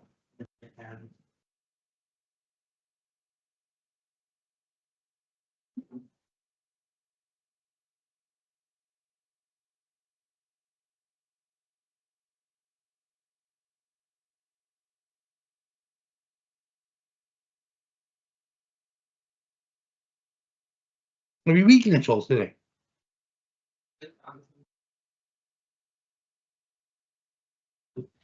Chair, your mic is on.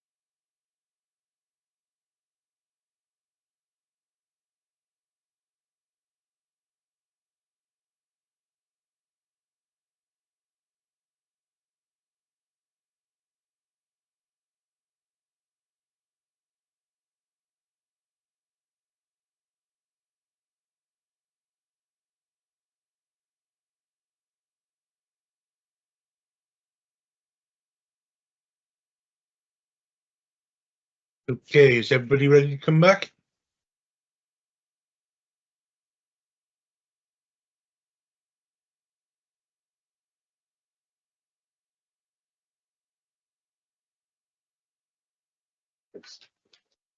Thank you very much. We waiting on anybody else, or are we all here? Okay. You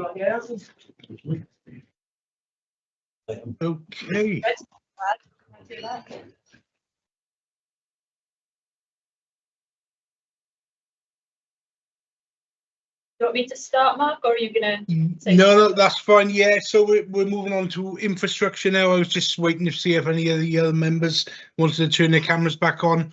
Over to you, Rhian. Yeah, if you want to say something before handing over to officers. Yeah, just briefly, and then I'll hand over to Paul. So just introducing the infrastructure service plan end of year review. I think as you've seen as you go through it, there are a few things that we're quite pleased about, quite proud of from the team.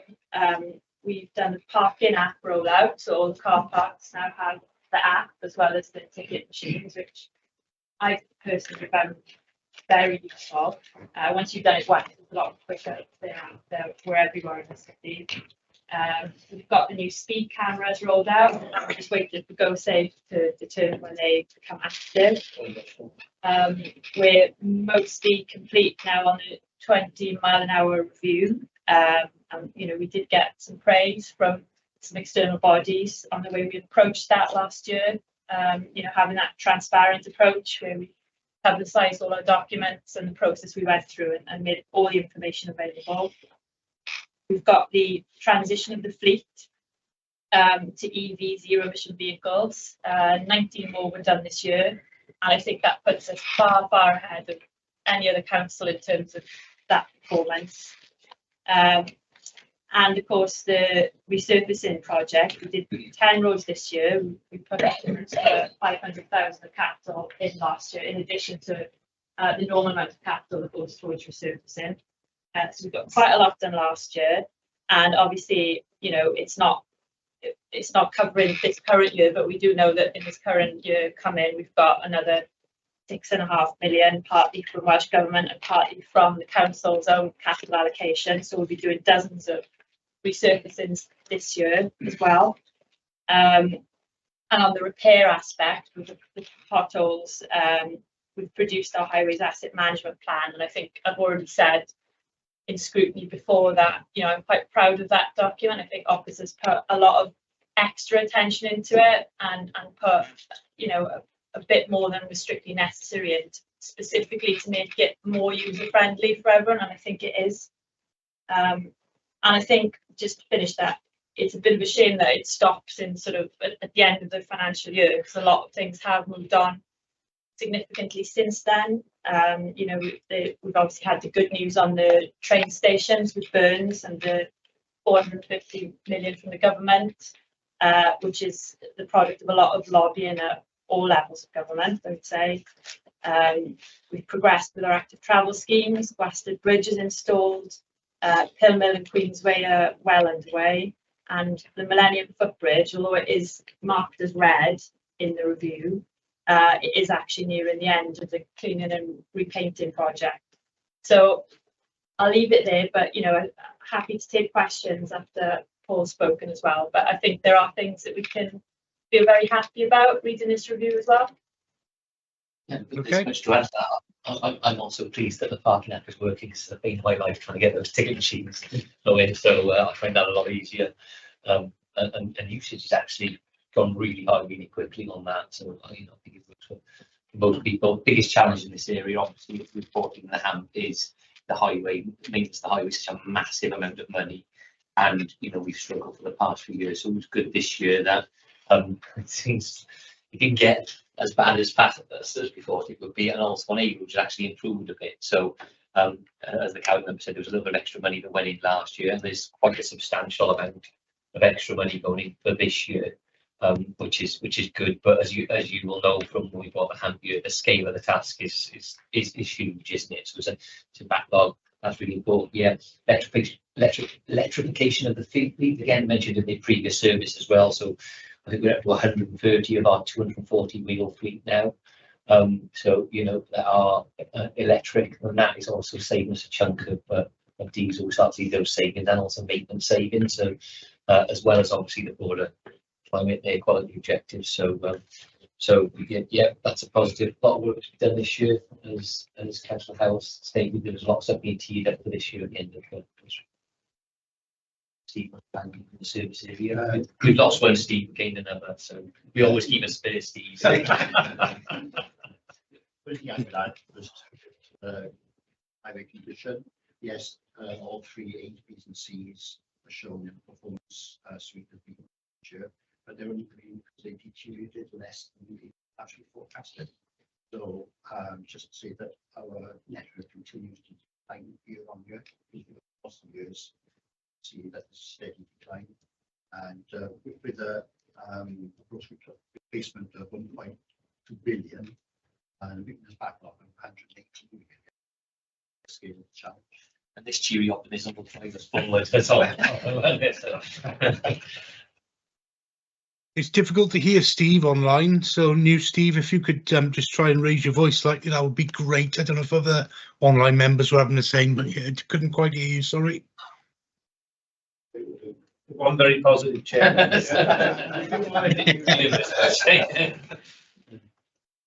Okay, over to committee for questions. And any questions in terms of infrastructure? Councillor Montford first, and then Councillor Screen. Okay, thank you, Chair. Steve, I'm a big fan of active travel. I live in a semi-rural ward, of which, you know, it makes a big part of Newport. One of the concerns I have is on some of the roads, we have these pavements that tend to narrow over time as the grass grows in. Yeah, and this causes a safety issue. So if we were to take some examples, say the A48 and the Mega Road, where the traffic is moving quite fast, and some people with prams, pushchairs, whatever, tend to have to, you know, put themselves slightly in danger. So it's really a case of, as a fan of active travel, I'd just like to see us be a little bit more attentive to keeping, because many years ago, these paths were reinstated and done well, and they're quite wide, so they allow for passing.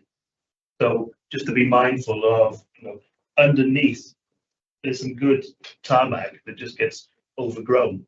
So do you have any comments on how we can better maintain our footways, pathways? Yes, obviously, the finite resource, direct our resources, benefit. But I take your point, and I agree that some of the strategic routes run through the rural areas, the footways do tend to grow into encroachment.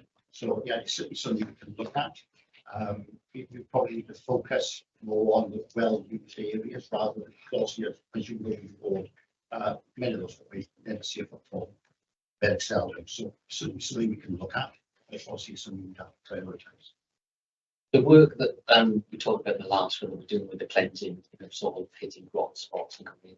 One of the things that came out of that is sort of overlapping the things beyond the things that sort of between cleansing and infrastructure type thing. I think that might be a route for us to pick those up on. We could give them, because Steve is right, is what happens is when you reduce down resource, you do those little sort of jobs less, don't you? So I think that might be a route for us to address some of those issues.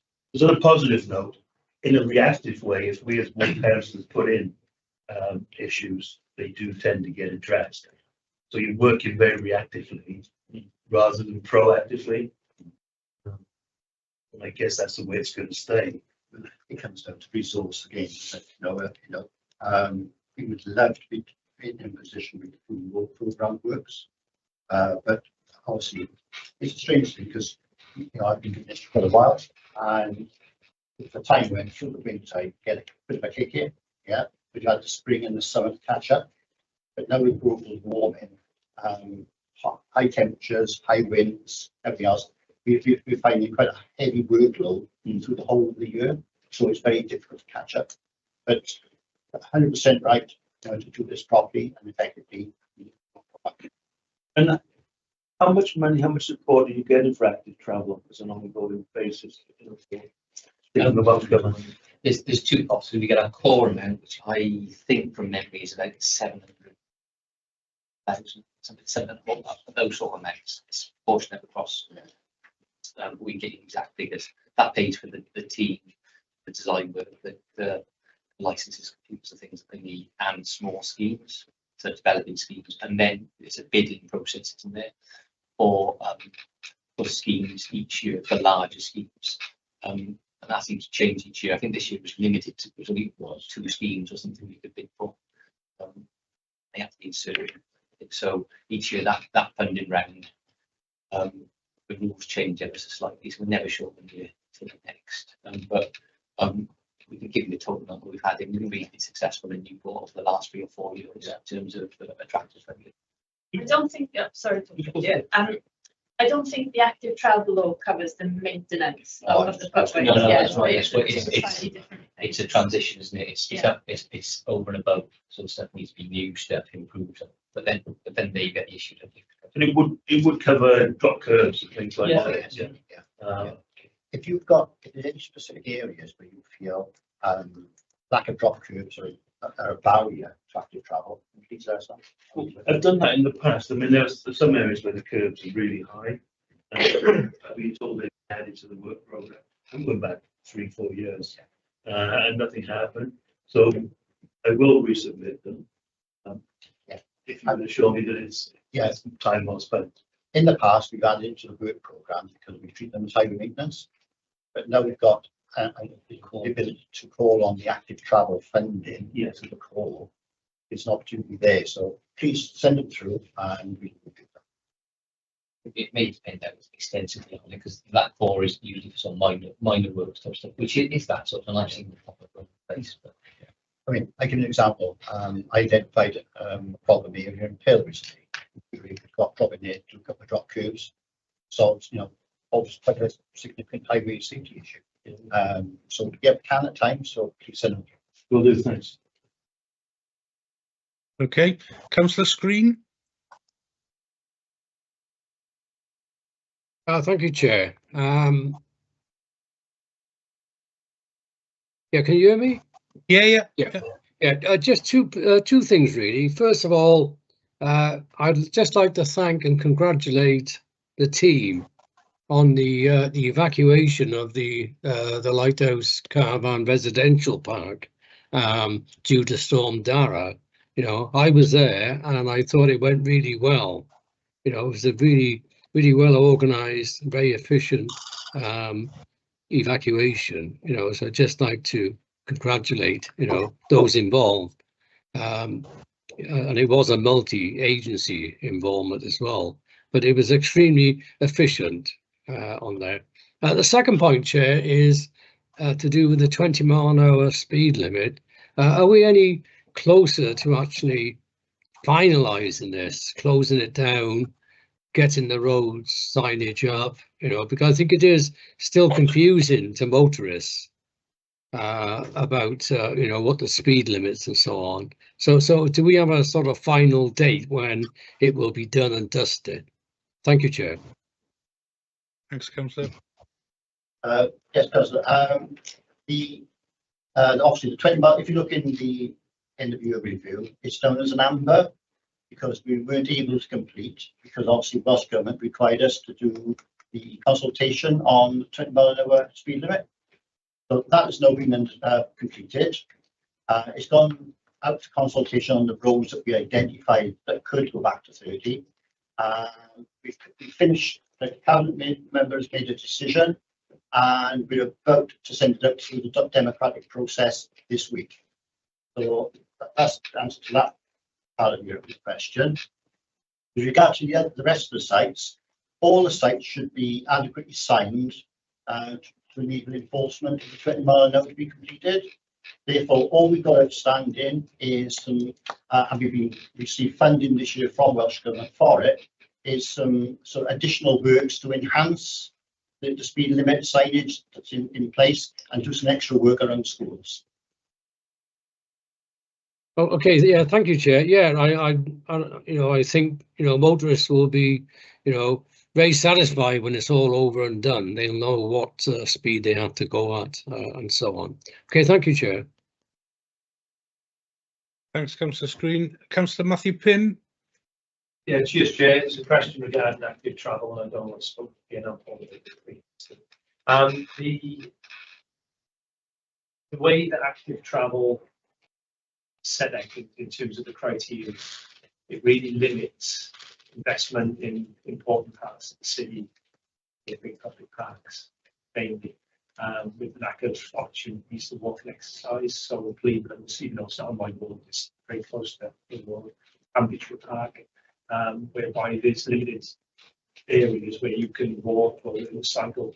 Again, as Ray said, we seem to be quite reactive in how we encourage people to give up the car and move around in greener and healthier means of transport. People are not just going to jump on a bike one morning and decide to cycle to work. It could be, 10-mile round trip. They're not going to jog to the shop. They do that when they change their behaviour, when they feel more confident, when they feel they're fit to complete the task. If we invested in more areas to practice, prepare, to get fitter, I think we might see more people exercising. We might see more people commuting to work by walking, on bike. If we don't do that, then we can't expect any changes in behaviour long term when people giving up the car. Which is one of the reasons why we've got so many potholes, one of the reasons why we have so much damage done to infrastructure, because there's too many cars on the road. So I know that it's probably not at local authority level, maybe Welsh Government level, but can we push to review the criteria and say you get investment for active travel routes that are focused more on regular exercise? The schools of people doing a mile, again, improve cycle routes, and also places to practice and learn and be confident on bike, skateboard, scooter, etc. Yeah, I think that's a very valid point, and I can certainly try and make that case backwards to the extent of my abilities to do that. We've also got regional level now as well, the CJC, so they would probably have a role in that, and whether they think it's appropriate to sort of include that sort of thing as a class, that as an active travel thing.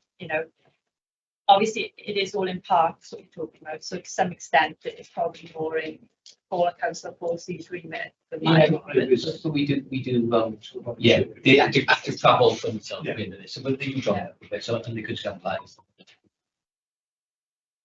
I think one of the challenges we find we look at this is the restrictions on joining point to point. So often those are very difficult to do in some play areas. So it's not so much that it can't be done, it's the point to point that just doesn't work. In the sense that for it to be an active travel scheme, it still has to link in. Yeah. And that's some of the restrictions that we were looking at. Because I think the point you're making is it shouldn't matter whether it's linking in or not, because it's the place where people learn and then they can go on to the network. You develop your fitness, you go running with somebody who thinks, I could probably do this 3 times a week on a bike. No one's going to jump on a bike, just prepare to train something and running routes. So, and the other part around that is how we invest in other parts of the city where people can go and learn. So beyond the realms of the park, where else have we got where people can practice, cycle safely? So I know that there's some cycling schemes, but after that, a lot of the cycle routes within the city at the moment are still not joined up safely. So they start at one point and then it kind of fizzles out. And that's been because of the lack of finish, but also things are not quite joined up as they should be in a placemaking plan. That's part, and that's what we've got the integrated network mapping bit. So the whole focus on trying to join those gaps, but sometimes it's hard to be something road in the way. Yeah. So we are working, we are lobbying, as the cabinet says, there's all discussions around the cabinet member, in the Welsh Government, cabinet secretary, Welsh Government, but also from an officer point of view, we try and find ways around and ways to do it as best we can. We know that sort of instructions needed. It's something we can take away and have a chat about, and because we have talked about it before, but I think possibly it's fallen a bit between by the sounds of it, our department. No, I mean they are working together and they are trying to find ways, but obviously ultimately they got to apply for funding within the scheme, but they are let's say they're trying to be quite imaginative. And the other part which we're going to bring up is the and I'm not sure if you may raise it as part of infrastructure, but it's ongoing safety concerns within Beechwood Ward and beyond that. So it's only 21 and ever speed at the moment. Still experience lots of issues of RTCs involving speed. A lot of our traffic calming is been there for a while, it's quite effective to roll around sensible speed bumps are not really seeing us. If anything, probably encouraging speed because of the load lift. Moving forward, I know this is a review of this year, but planning ahead. Could we consider that not all, but a review of the traffic calming measures within the city? Though that the default is everyone should be driving 20 miles an hour, clearly not. People still speeding, and there's certain areas where it's recurring speed that is causing serious injury or the potential for serious injury. Could I propose maybe task force to get this to long term, but maybe a consultation process whereby ward councillors can sit down with the working, because being part of this road safety campaign group, being aware of some of the restrictions as to what can happen, what can't happen. And it really does slow the process down as to how you can end up getting somewhere. Well, I suppose so. On the specific issues in your ward, obviously, as you know, myself and the leader have met with the residents. We've got some action points that we're actively discussing with officers. I don't know, Steve, if you want to comment more generally on the suggestion of that sort of chat with ward councillors. I suppose it would have to be a chat with ward councillors and their knowledge combined with. Yeah, it's not limited to Beechwood. It's just a citywide issue. Yeah, no, that's what I mean. Yeah, and whether or not we just kind of piece it together, because we'll, as ward councillors, find out about traffic calming measures once they kind of start, unless you come across them in planning. And by then, that consultation is going to be bypassed more often than not. And there are things that we could point out from feedback from residents, sort of things that happen that we might not be able to process. Yeah, I suppose whether it's right or not, to gain funding from Welsh Government for the road safety scheme, you've got to support it, it's got to be supported, but as a major contributor to the reduction in casualties. So Welsh Government will focus more on cluster sites. Yeah, so sites that have a long history of incidents, be them serious, fatal, serious, or minor. So there's a criteria that is a waiting system. Yeah. So there's no point us applying to Welsh Government, so it doesn't meet their criteria for funding. Yeah. So if we've got if we have a cluster site that meets their criteria, we can apply to Welsh Government through their annual granting system, and for them to consider those grants. The council doesn't actually fund any safety schemes itself. At the moment, yeah. So we're still very reactive. You have to wait for something. Yeah, we have to wait for something to happen. And whilst reading, the better option would be prevention. Just add, so going forward, so I think you were, well, I think you sat around Council Market were at that road safety event in the Senate last week, and Ken Skater's office indicated that in the future they might be minded to move towards something more proactive approach rather than a reactive approach.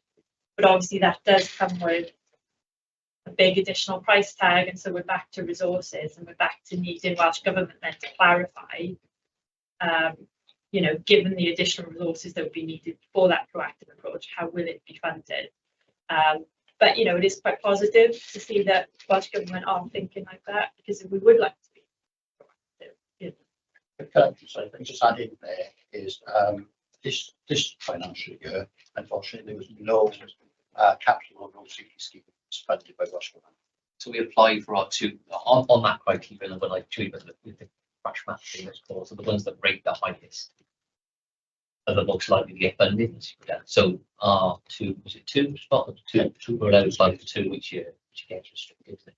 But they decided there would be no go safe interventions, which was a bit disappointing because then it puts you behind them every year, doesn't it? Okay. Yep. Just in terms of that, so I mean, any recommendation the committee makes on sort of consultation for hotspots, if you want to call them that, or areas that need attention, you know, those recommendations should be to the wider public, in my view, rather than just elected members. Elected members will have a view in the ward, but we can respond just in a way that the public can as well. So I think we just need to take all views into account, not just elected members. Okay, any other questions? Yeah, Alex Pym. I've got a question for Steve, I think, and Steve, regarding manpower and apprenticeships. It's mentioned in the report about apprenticeships. Have we offered any apprenticeships in the last year? We've got one apprentice in our highway design team. Yeah. But something that we really do. There's a whole piece of work on manpower and also workforce planning. To give you examples of works that we've been doing, we've had a meeting with Press 5, looking at offenders, bringing back into the workplace, things like that. So we're trying to think outside the box, because we're finding just struggling to find anybody, which is obviously attract them and to retain qualified staff. So, is there any plans for school leavers? Because there's a lot of kids would jump at the chance. This year we're looking at school leavers and military, ex-military. So that's going to be our focus for this year. So officers within the service area working with HR. Obviously, it's a wide council. But one of the things we're talking about across the council is being a bit more flexible with the application process in the council, because you know, a lot of youngsters who actually can be quite daunted. Yeah. And you know, we've got to move to those barriers because we are struggling to in Stephen's area, professional skill of state council. Unfortunately, the private sector for the bit of money.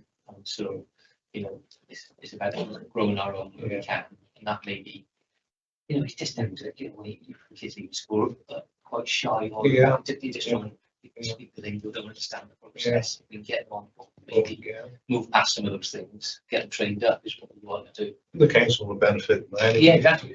Benefit, but sometimes that, you know, our application process is historically very rigid and very perhaps we need to change that for this sort of generation. We're trying to make them much more flexible, much more proportionate. I think we need to change something, because as a young engineer starting. You're not a young engineer. That's right. Sort of, I started, you know, on a career grade. So as you improve your qualifications, you shift up the grade, and it was an incentivize you to stay and to work hard and progress. You know, so I think that's the sort of stuff we need to build back in. Yeah. Well, can we introduce processes like that? We are, and that's some of the stuff that HR are doing. Obviously the whole council, and it's probably something, you know, I think the next week we have next meeting in 2 weeks. We've got the HR teams coming, so we can probably pick it up as a more general point. I know yours was specific to sort of infrastructure, because that offers some of the apprenticeships, but we can pick up the wider point with the council wide HR teams. Yeah. I'm sure Tracy and Kevin will be able to Yeah. It sort of takes me on to my next point, manpower and the resurfacing, the 6 million and the upcoming year. We can have enough manpower to get these projects done. So the actual surface itself, because it's it'll always be contractors who do most of that. Some of the pre-patching we may do. It's the design of it, isn't it? That's the challenge. So we need to keep a core council design team. Yeah.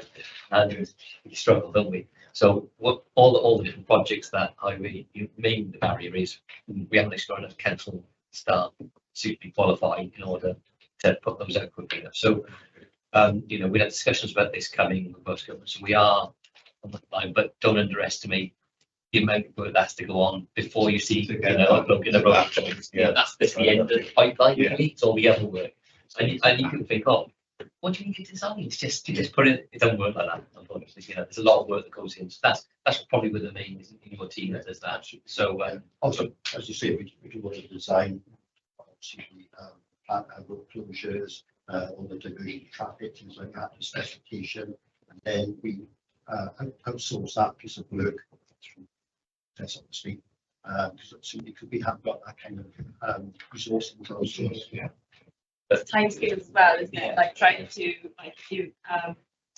resurface in one road, making sure that maybe an adjacent one gets done at a similar time, and all those kind of considerations as well. Absolutely, and they're all trying to balance with the other work. So what, you know, you'll see some things. Oh, why is that late? Why is that? Well, you know, you have to. There's a finite group of people trying to stop all the projects around, and you know, require an element of supervision, etc., safety. So you know, some things will, which are nice to have, may slip, and it'll take a longer to leave that date that while we do something else. But so it's a bit of juggling, but they're on top of that and being very focused at the start of this year. What I will say in last year's plan, 14 projects. Those 14 projects don't bring people into the delivery project. It's done as part of the day job of existing staff. So it's not, you know, just because we got a project, that means we bring a project manager in and do it with the existing staff. Okay. Any other questions for the committee from any of the members? Fantastic. We'll just wrap the recommendations up then, if that's okay, Neil. Peter Moffat comments about the travel about concerned about the pavements intend to be narrow. Just be more mindful about making else around the footways. Yes, as footway maintenance in particularly overgrowth.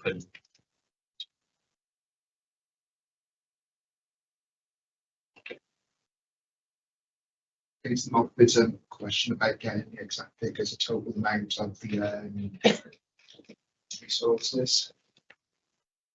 This is the big factor travel. Yeah. So sorry, I'm sorry. Last year or this year? Both 2 years. Both obviously.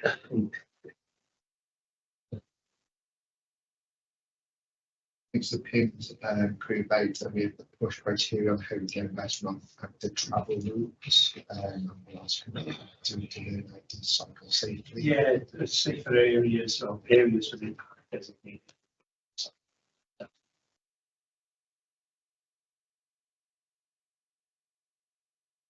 So you're going against the PIM about the traffic pattern city. Yeah. Was there any other comments, recommendations the committee would like to make in relation to the report? No, I don't think so. Not that I can remember. Anybody else got any? Okay. Thanks, Ryan and Steve. Much appreciated. And thanks for your patience with me being online. So apologies, my diary ran over this morning and I just couldn't get there within the time I had left.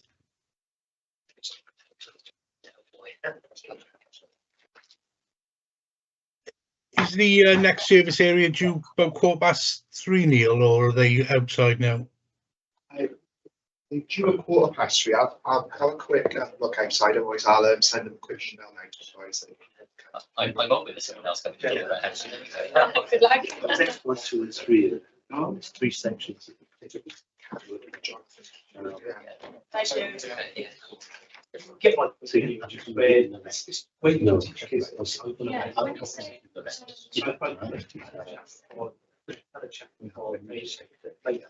going to be trying to so you have cycle with someone, run with someone, you have to go with the straight line. So if you want to get fit, if you're in the gym, you're running and run stuff, so be fine. It's within the parks. The problem is the money paid is from the active travel route, the active travel. influence enough. You can't just go right in and look for it like that particular event. So I've got a note, so yeah, because that's this stuff. We call it the application.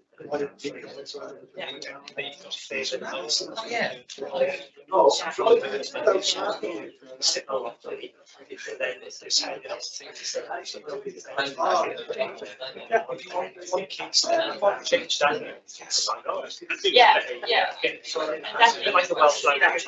Teacher from a university. Every age, just jump in the car because you like, well, if I start walking on my Habits. it's just habits. Yeah. So Yeah. and All right. investing in that infrastructure. I'll be in touch.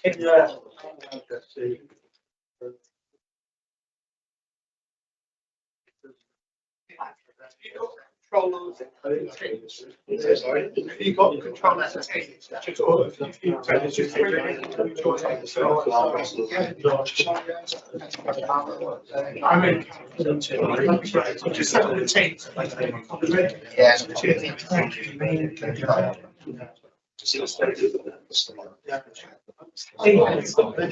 Just a minute, quickly.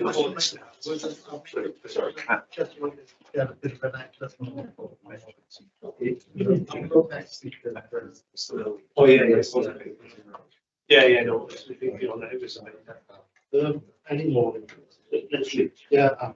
Let me say when. Oh no, it's just data. I mean, on the plane. Early is good. You know it.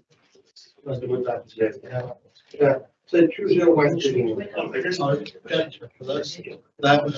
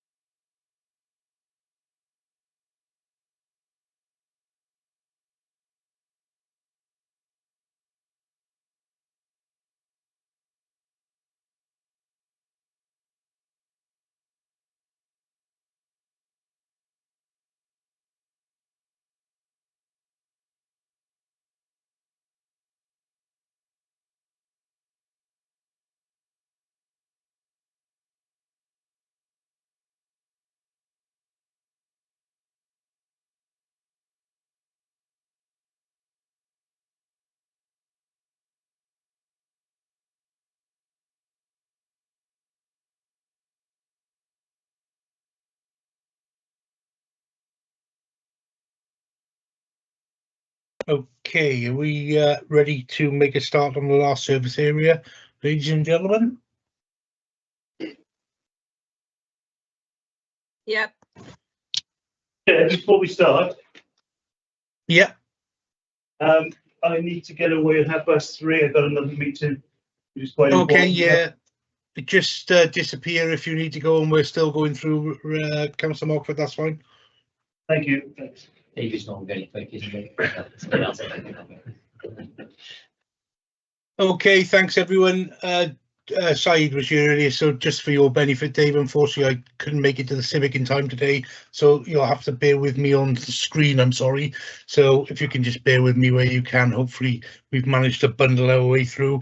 Last service area for today in terms of performance reviews. So Councillor Dan, I don't know if you want to say anything or just hand over to Dave and Paul, but please feel free to do so. Thank you, Chair. Yeah, I'd like to just introduce the end of year report in terms of the progress that we've made in the last financial year, particularly with homelessness.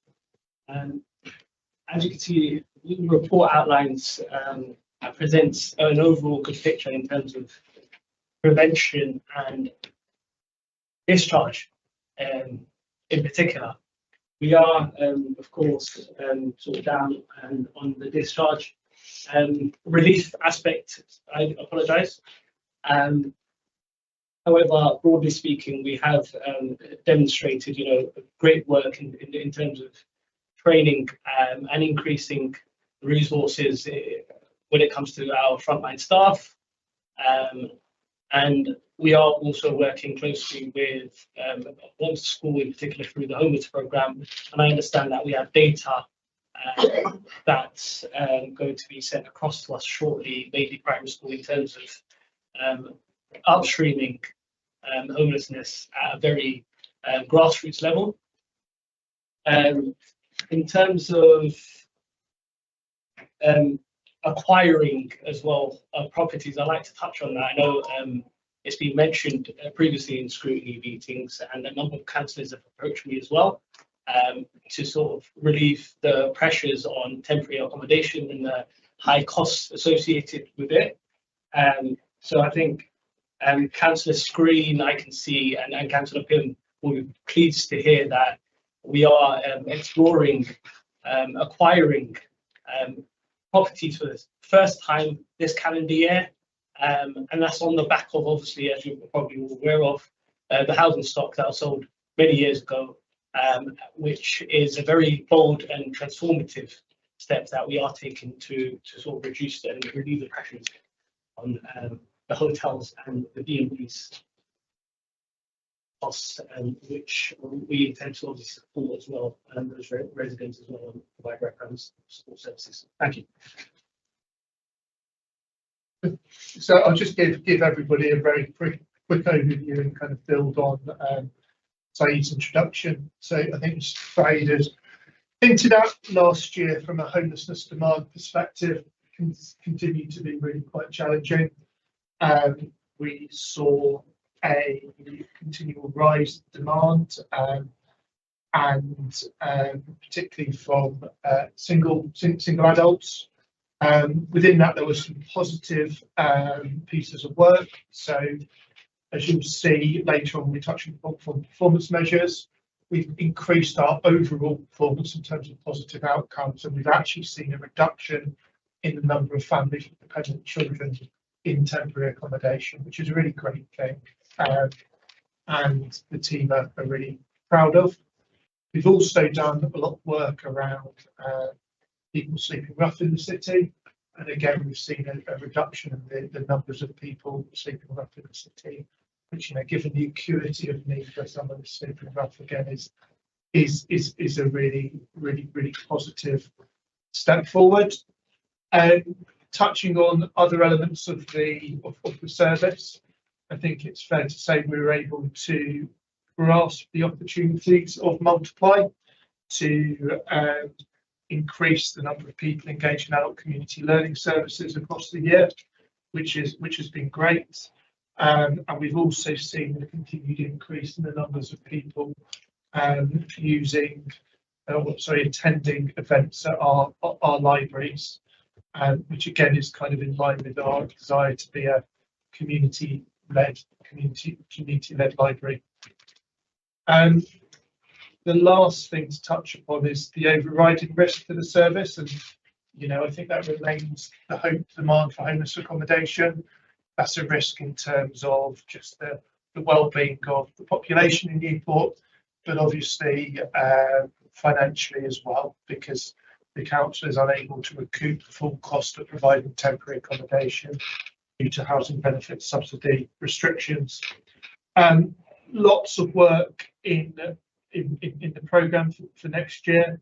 A real focus on trying to really push forward the preventative approach as much as possible, with some focus on specific groups, including people renting privately. We're hoping to publish a library strategy for the year next year, just to kind of focus on some of the big things that will be hopefully on the agenda for next year. I think last thing, quite exciting, and probably more internal, is that we're working with our colleagues in social care to develop a new board structure, so we can really identify opportunities to bring housing and social services as close as possible, so we're able to effectively support our shared client group. I'm happy for questions, Chair. Thanks, David. Councillor Screen first. Yeah, thank you, Chair. I'd just like to give my thanks to the library team for their help and support in supporting us setting up a Friends of Tredegar House Library group. So we're trying to increase usage in Tredegar House Library, and this group will be made up of residents and self-managed by people as well.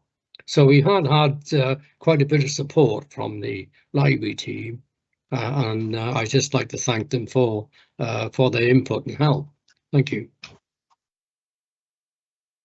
Thanks, Councillor Screen. Thank you. Sorry, Chair. No, it's okay. Go on. I'm sorry, just say to Councillor Screen that I'd pass that on. That's nice to hear. Yeah, just a thank you. Just a thank you for the support that we've had, as ward members in getting this project off the ground. Yeah, thank you. Thank you, Councillor Cleverly. Thank you, Chair. Good afternoon. I would like to ask about the increase of the single people besides men. Is there a reason? Is a 73% increase? Is there any particular reason why we've got such a large increase of single people? Thank you. Thank you, Councillor Leslie. I think the increase was more like kind of 40–45%. 73% applies to the number of people in temporary accommodation. So about 73% of those are single people. I think with all of these factors, there's a number of drivers for any change like this. A lot of it related to the kind of wider socio-economic environment in which we all operate. I think there is a supply issue related to that as well. So if you look at our local housing market assessment completed this year, during the last financial year, that showed within our projections, that's kind of developed using the Welsh Government methodology, that we're predicting about a 711, about 711 is quite specific, gap in the supply of single person accommodation. So that's feeding into it. I think more widely as well, in some of the stats that we're just kind of digesting at the moment, there does still seem to be a rise in rents in the private rented sector too. So some initial pieces of data that we've seen suggest that private sector rents have risen by, the region of about 20% during the last year.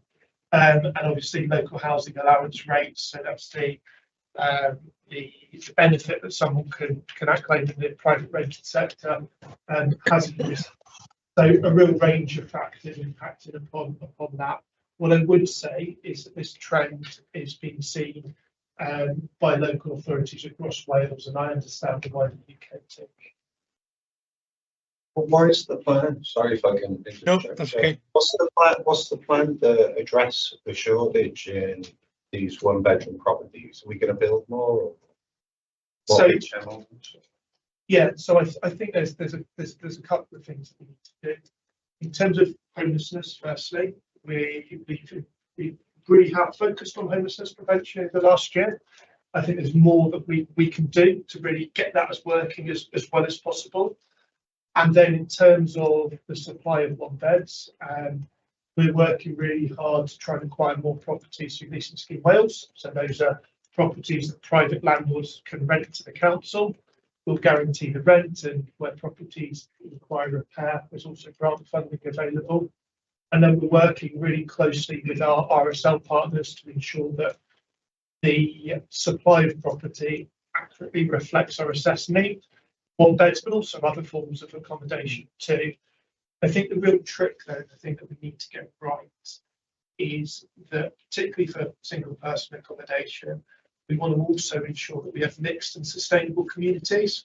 So it's a bit more, it's not, it's got to be really kind of carefully judged so we can get communities that are housing development that's going to meet our needs now. You can put more in one community, it's like a fair distribution. So you can't look at the block flats. Exactly, it's got to try and support the city as a whole to sustain the community. Okay, thanks. Councillor Clevy, did you have any follow-up points? No, that's all, thank you. Okay, thanks. Any other questions from the committee?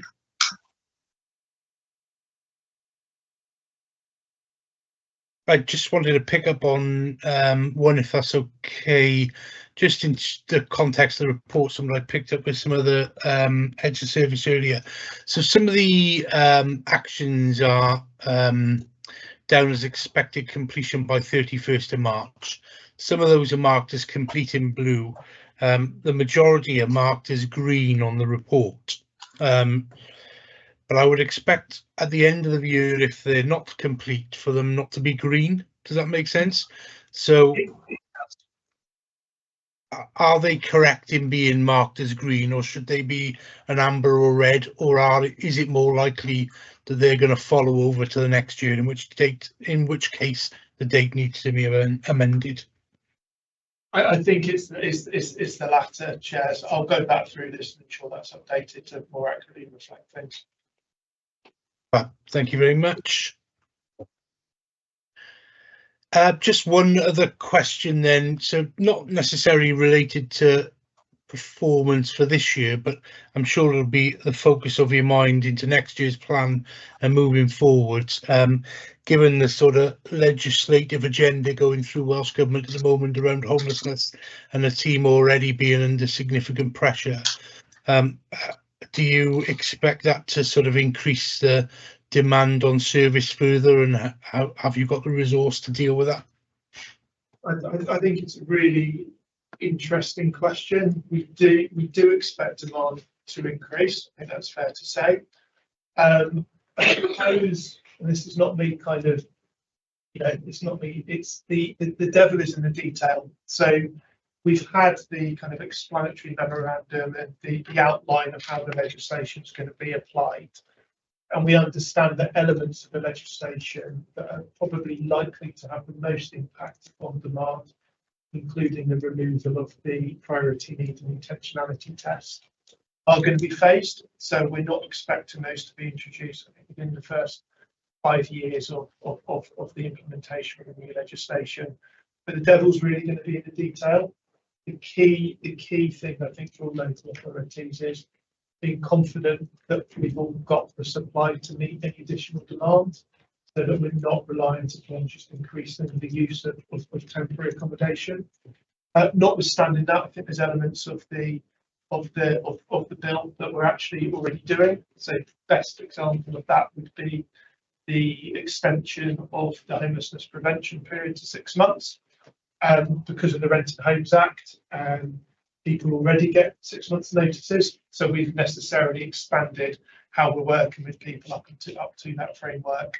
So I think the overall picture is yes, but we await further information about the implementation process, and lastly also further implementation about any funding to support local authorities with that transitional period.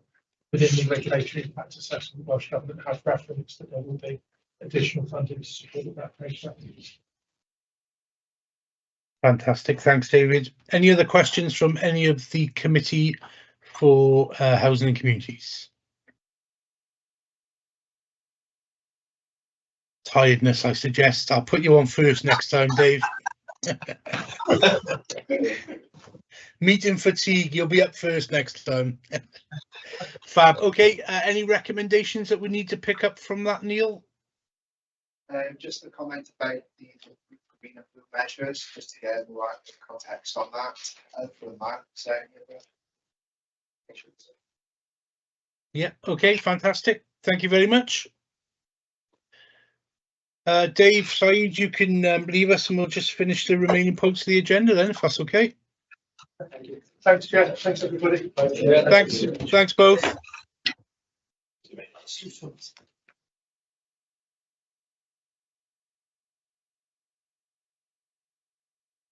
Okay, that's item 3 on the agenda done. Over to item 4, Neil, which is your recommendations, or your report rather. I don't think you said you can leave, Mike. Just to advise that the actions are monitoring. All are up to date, and there's the ones which are standing on the placemaking plan. However, they have already been sent to the committee, so I'll update that table time for the next agenda. And the next meeting will be in 2 weeks for part 2 of the end of year reviews, where we discuss finance, people policy and transformation, and local standards. Okay, fantastic. Any questions or queries on that from the committee at all? Chair, can I just say that I don't know if we do, but could we record any thanks that are made to the different service areas? I think it's important to highlight the positive aspects. So, for example, the evacuation took place in St. Bride's.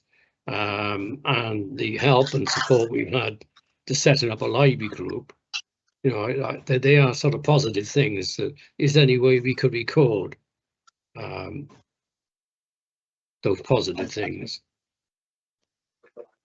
Thanks to the screen. So all the thanks that the committee is given. I know we're a scrutiny committee, but I don't see why we can't also say that the good things are happening as well. You know? Yeah, Neil. We couldn't hear you then online. Sorry, I've noted those down as well, so they have been in the recommendations from the committee as well, praising the teams that you've given praise to. But are you happy with that, Councillor Screen? Yeah, that's fine. Thanks very much. Yeah. Any other comments on the Scrutiny Advisors report? That's none. Minutes of the last meeting then. Everybody happy with the minutes of the last meeting? Yeah. Fantastic. That's meeting closed then, everybody. So thank you very much for your input and participation, and see you all in 2 weeks' time. Yeah, thank you, Chair.